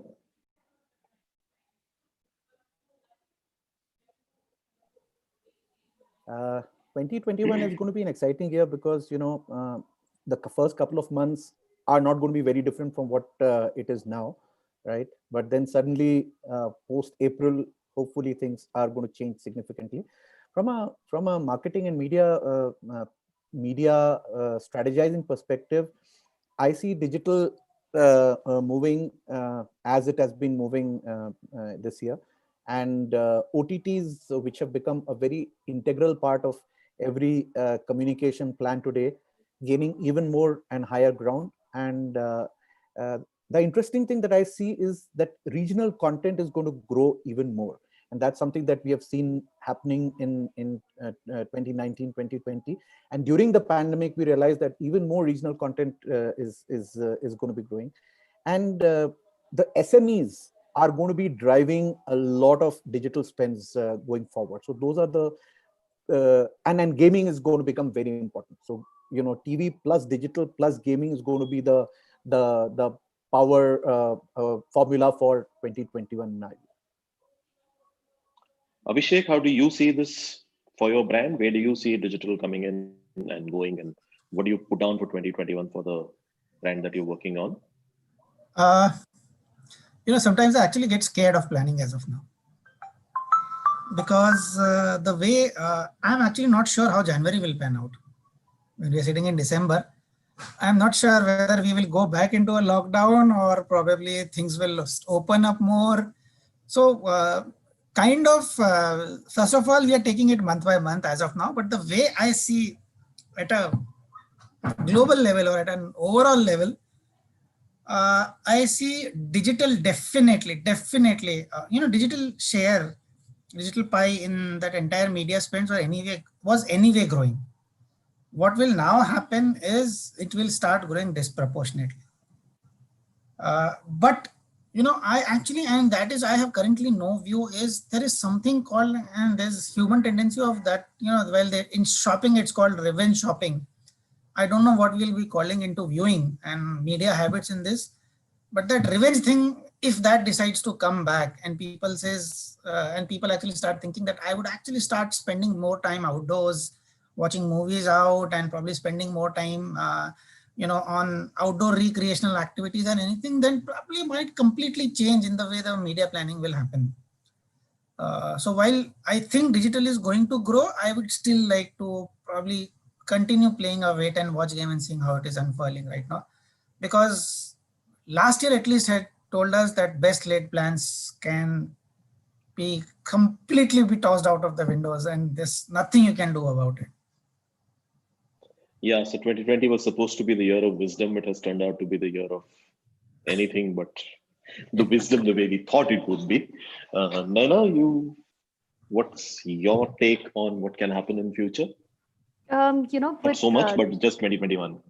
Yeah, 2021, we do a lot of research, and we do a business optimism index, and it shows that people are optimistic about 2021. Having said that, a lot of people thinking that once 31st December 2020 is over, 21st January it's really a different year. But yes, I agree with Mohit that first few months would definitely be the same, and we just want 2020 to end. But digital definitely will grow, and there is a huge potential. But somehow I agree with Abhishek also that it may just turn completely differently. And my personal take is that virtual world is great, and technology, virtual world had helped us to connect, and we are still doing business, we still have jobs, everything because of the virtual world. But there's something called a personal connect, and I think that will not go. The moment we have an opportunity that you have that personal option of having that personal connect somewhere, that will come back. So my take would be that slowly, and sometime in the near future that will come back also. So digital will grow, but it's not that digital, it will be only digital and nothing else. Gaurav, if we can come back to you. I'll be very quick about it. I think my prediction for 21, whichever month it starts in, but then I think offline touch points are going to get digitized a lot. So it's not only about digital marketing, it's about digital way of doing business, which is going to go big. Your retail, for us, I'm like car inspections, everything. I'm like, how can we automate and digitize that? That's going to be like the interesting proposition. So I think a lot of offline activities, a lot of offline touch points are going to get digital. So a digital way of doing business is going to take root more than just digital marketing. Thank you. I think we've spent an hour chatting on this subject, some interesting conversations, some interesting points being made. Varun, are there questions that you want someone to take on? There is one question, and I think it's slightly relevant. At least for smaller towns, we know that the FMCG category during the strict lockdown, while it saw degrowth, it quickly bounced back. So, speaking of digital advertising in the smaller towns, is it a good way to reach the audiences? And will it contribute to the ADX in the coming year? Mohit, Preeti? Yes, in my view, it will. And I'm already sitting in a small town which is completely digitized today, and nobody would have thought that I can get stuff at home using online. So things are changing significantly, and I feel that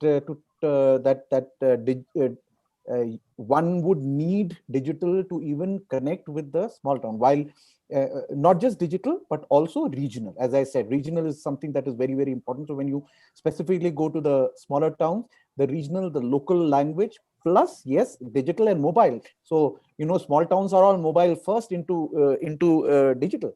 And that is what will be used. So they might not be using the laptops the way we do, but they are all digitally savvy using their mobiles. And which is why digital is a reality even in the smaller cities and smaller towns today. So I feel, yes, we will need digital to connect with the smaller town audiences as well. I think the numbers will tell you that the penetration of internet in smallest of towns in India is quite large. And so really that you can't walk away and think that internet and all this is a big town phenomena. I think the industry has moved on far more from that perspective. Absolutely. When we look at creating content, when we look at creating communication plans, small towns is no longer an issue on how digital will work. So thank you very much. Thank you for spending the evening here and chatting up. And I've had good fun. I hope I gave you enough time to speak on, and I wasn't hogging the mic as it tends to happen with some of these sessions. So thank you very much. Thanks, Naresh. It was a great session. Thank you, everybody. Thank you. Thank you. Thank you, Gaurav. Thank you, Abhishek. Thanks, Naina. Thank you. Thanks. Thank you. Thank you. Thanks. Yeah. Thanks, And I would like to thank you all for joining us today for this session. Thanks, you. Arun. Thanks, Varun. Thank you.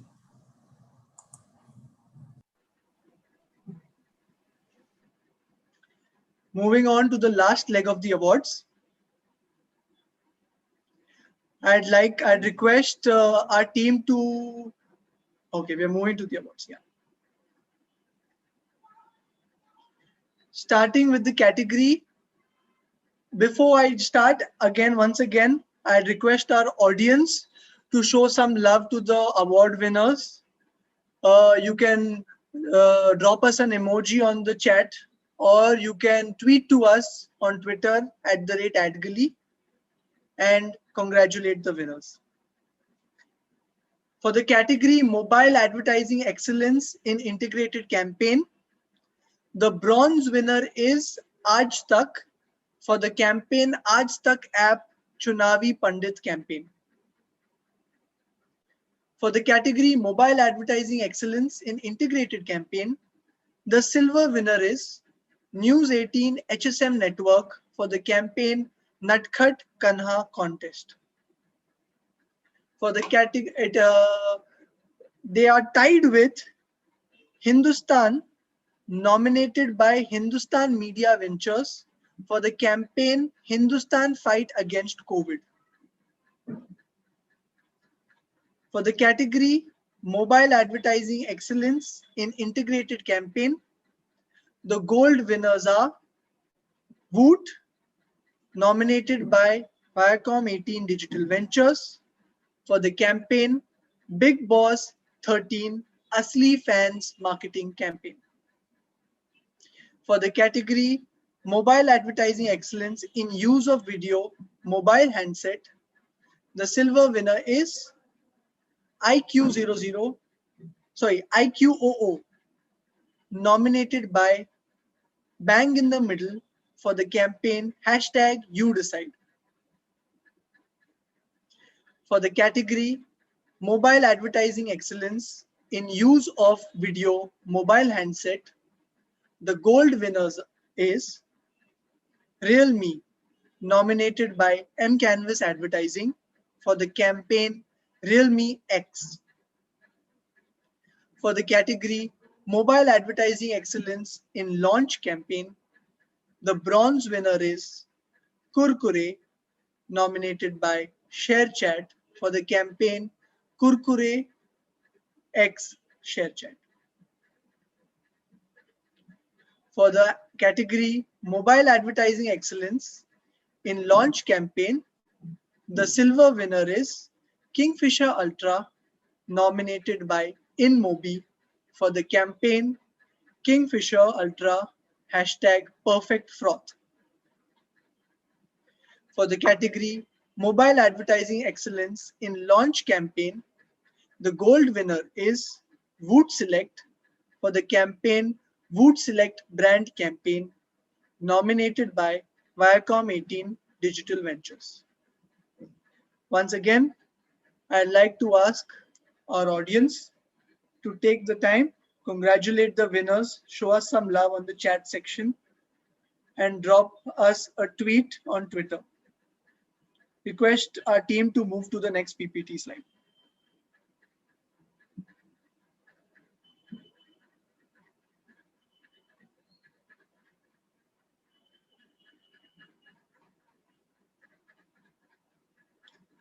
Request you to move to the next slot, the next PPT.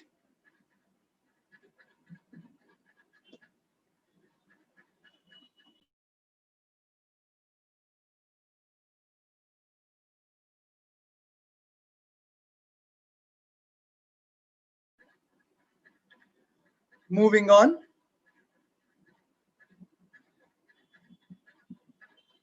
For the category Mobile Advertising Excellence in Launch Campaign,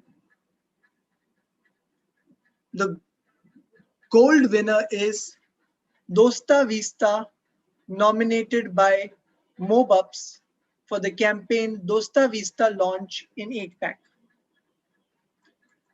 For the category Mobile Advertising Excellence in Social Media Campaign, Consumer Product Group, the bronze winner is Kurkure for the campaign Kurkure X ShareChat, nominated by ShareChat. For the category Mobile Advertising Excellence in Social Media Campaign, Consumer Product Group, the silver winner is Unwanted 21, Mankind Pharma for the campaign Munna Kab Aayega, nominated by Logic Serve Digital.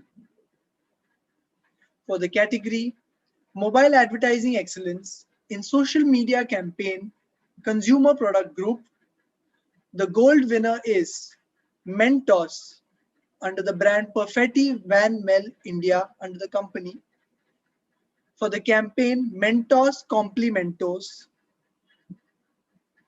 nominated by Creative Land Digital Technologies. For the category Best Mobile App for Automobile, the gold winner is Royal Enfield, nominated by Fractal Inc. Experience Design and Consultancy. For the category Best Mobile App for Video Entertainment, Music, the gold winner is Hangama Play. For the category Mobile Advertising Excellence in CRM Campaign, the gold winner is Delhi International Airport.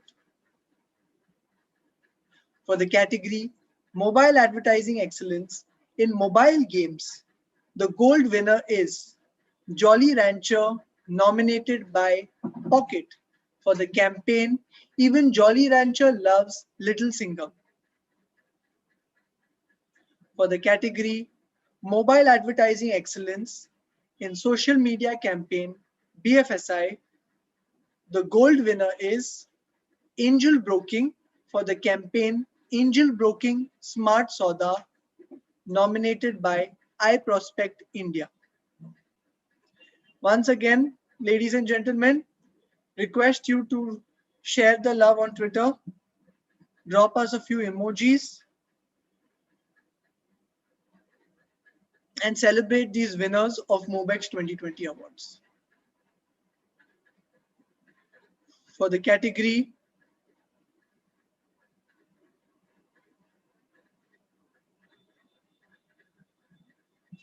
Best Mobile App for In-Store Commerce, the gold winner is Chroma Electronics, nominated by Fractal Inc. Experience Design and Consultancy. For the category Mobile Advertising Excellence in Brand Campaign, the silver winner is Mentos under the company Perfetti Van Mel for the campaign Mentos Complimentos, nominated by Creative Land Digital Technologies. For the campaign Mobile Advertising Excellence in Brand Campaign, the gold winner is Center Fresh Mints under the company Perfetti Van Mel India for the campaign Step Forward with Center Fresh Mints, a Women's Day initiative, nominated by Creative Land Digital Technologies. For the category Mobile Advertising Excellence in Moment Marketing, the bronze winner is News 18 India for the campaign Diwali Dhamaka Contest, nominated by TV 18 Broadcast. For the category Mobile Advertising Excellence in Moment Marketing, the joint winners are Times Network for the campaign Flame of Hope hashtag 9 p.m. 9 minutes and TVS Star City plus IPL for the campaign hashtag Awaaz Upar campaign, nominated by Connect. These two campaigns are silver winners. For the category Mobile Advertising Excellence in Moment Marketing, the gold winner is Unwanted 21 by the company Mankind Pharma for the campaign Munna Kab Aayega, nominated by Logic Serve Digital. For the category Mobile Advertising Excellence in Social Media Campaign Entertainment, the silver winner is Romedy Now for the campaign hashtag Get Published, nominated by White Rivers Media Solutions. For the category Mobile Advertising Excellence in Social Media Campaign Entertainment, the gold winner is Woot for the campaign Big Boss 13 hashtag Asli Fans, nominated by Viacom 18 Digital Ventures.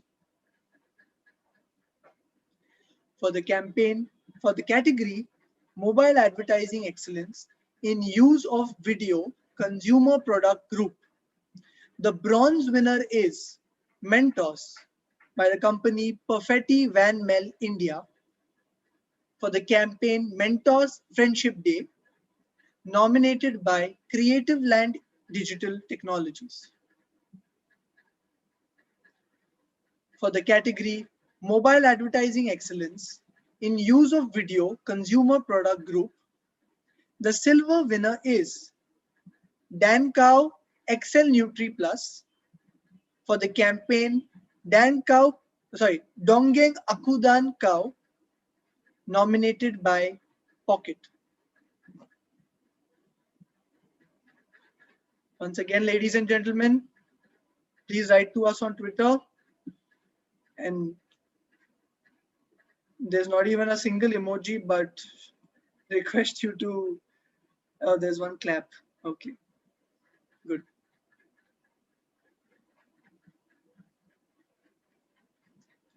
For the category Mobile Advertising Excellence in Use of Video Consumer Product Group, the gold winner is Center Fresh Mints by the company Perfetti Van Mel India for the campaign Step Forward with Center Fresh Mints, a Women's Day initiative, nominated by Creative Land Digital Technologies. For the category Mobile Advertising Excellence in Rich Media Campaign, the bronze winner is Access Mutual Funds for the campaign hashtag Tax Fever, nominated by mCanvas Advertising. For the category Mobile Advertising Excellence in Rich Media Campaign, we have joint silver winners. One is Kingfisher for the campaign hashtag Stay at Home, and the other is Clear Shampoo for the campaign Keep a Clear Head, Hands-Free Gaming Experience, nominated by Pocket. For the category Mobile Advertising Excellence in Rich Media Campaign, the gold winner is Cadbury Choco Bakes for the campaign Mondelez helps Cadbury lovers unlock a sweet surprise, nominated by InMobi. For the category Mobile Advertising Excellence in Voice, the bronze winner is DTAC Thailand for the campaign DTAC Call Me Video First Voice Detect banner, nominated by Pocket. For the category Mobile Advertising Excellence in Voice, the silver winner is State Bank of India for the Yono app, nominated by mCanvas Advertising. For the category Mobile Advertising Excellence in Voice, the gold winner is Tata Motors Finance for the campaign Lockdown Story, nominated by LogicServe Digital. Ladies and gentlemen, the next set of awards are going to the absolute leaders in this space, the most outstanding awards, the leaders of the year, the leading campaigns of the year. So I request you to definitely mention these brands on Twitter, congratulate them, because they have absolutely blown away the rest of the competition. For the most outstanding programmatic platform for mobile advertising, the gold winner is Vertos Advertising for the platform Ingenious Plex.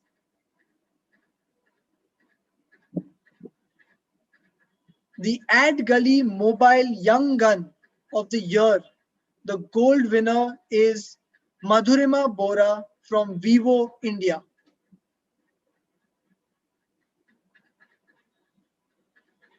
The most creative mobile campaign of the year, the gold winner is Center Fresh by the company Perfetti Van Mel India for the campaign Stay Fresh Behind the Mask, nominated by Creative Land Digital Technologies. And finally, the mobile app of the year gold winner is Aaj Tak. That concludes the awards. I request our team to play the promo for Mobexx, and then I shall share the vote of thanks.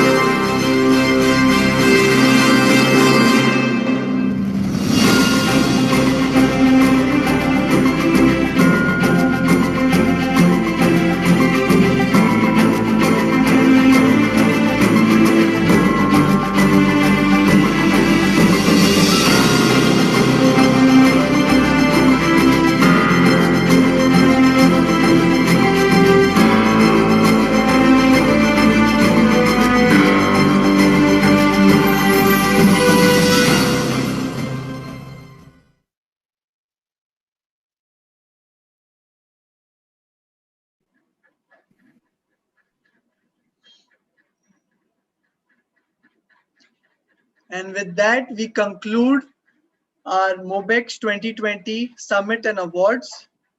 I'd like to thank our sponsors, Woot, InMobi, and CommerceX, our esteemed jury panel for the Mobexx Awards, and our wonderful speakers for the Mobexx Summit for being a part of this event and making it a success. I'd also like to leave you with the reminder that this year we'll be launching our annual publication, Powerful Influencers 2020. Powerful Influencers is an industry profile of the who's who in advertising, marketing, media, and entertainment. So do watch out for our list for this year. And with that, ladies and gentlemen, I'll take your leave. Thank you for being with us. Good evening.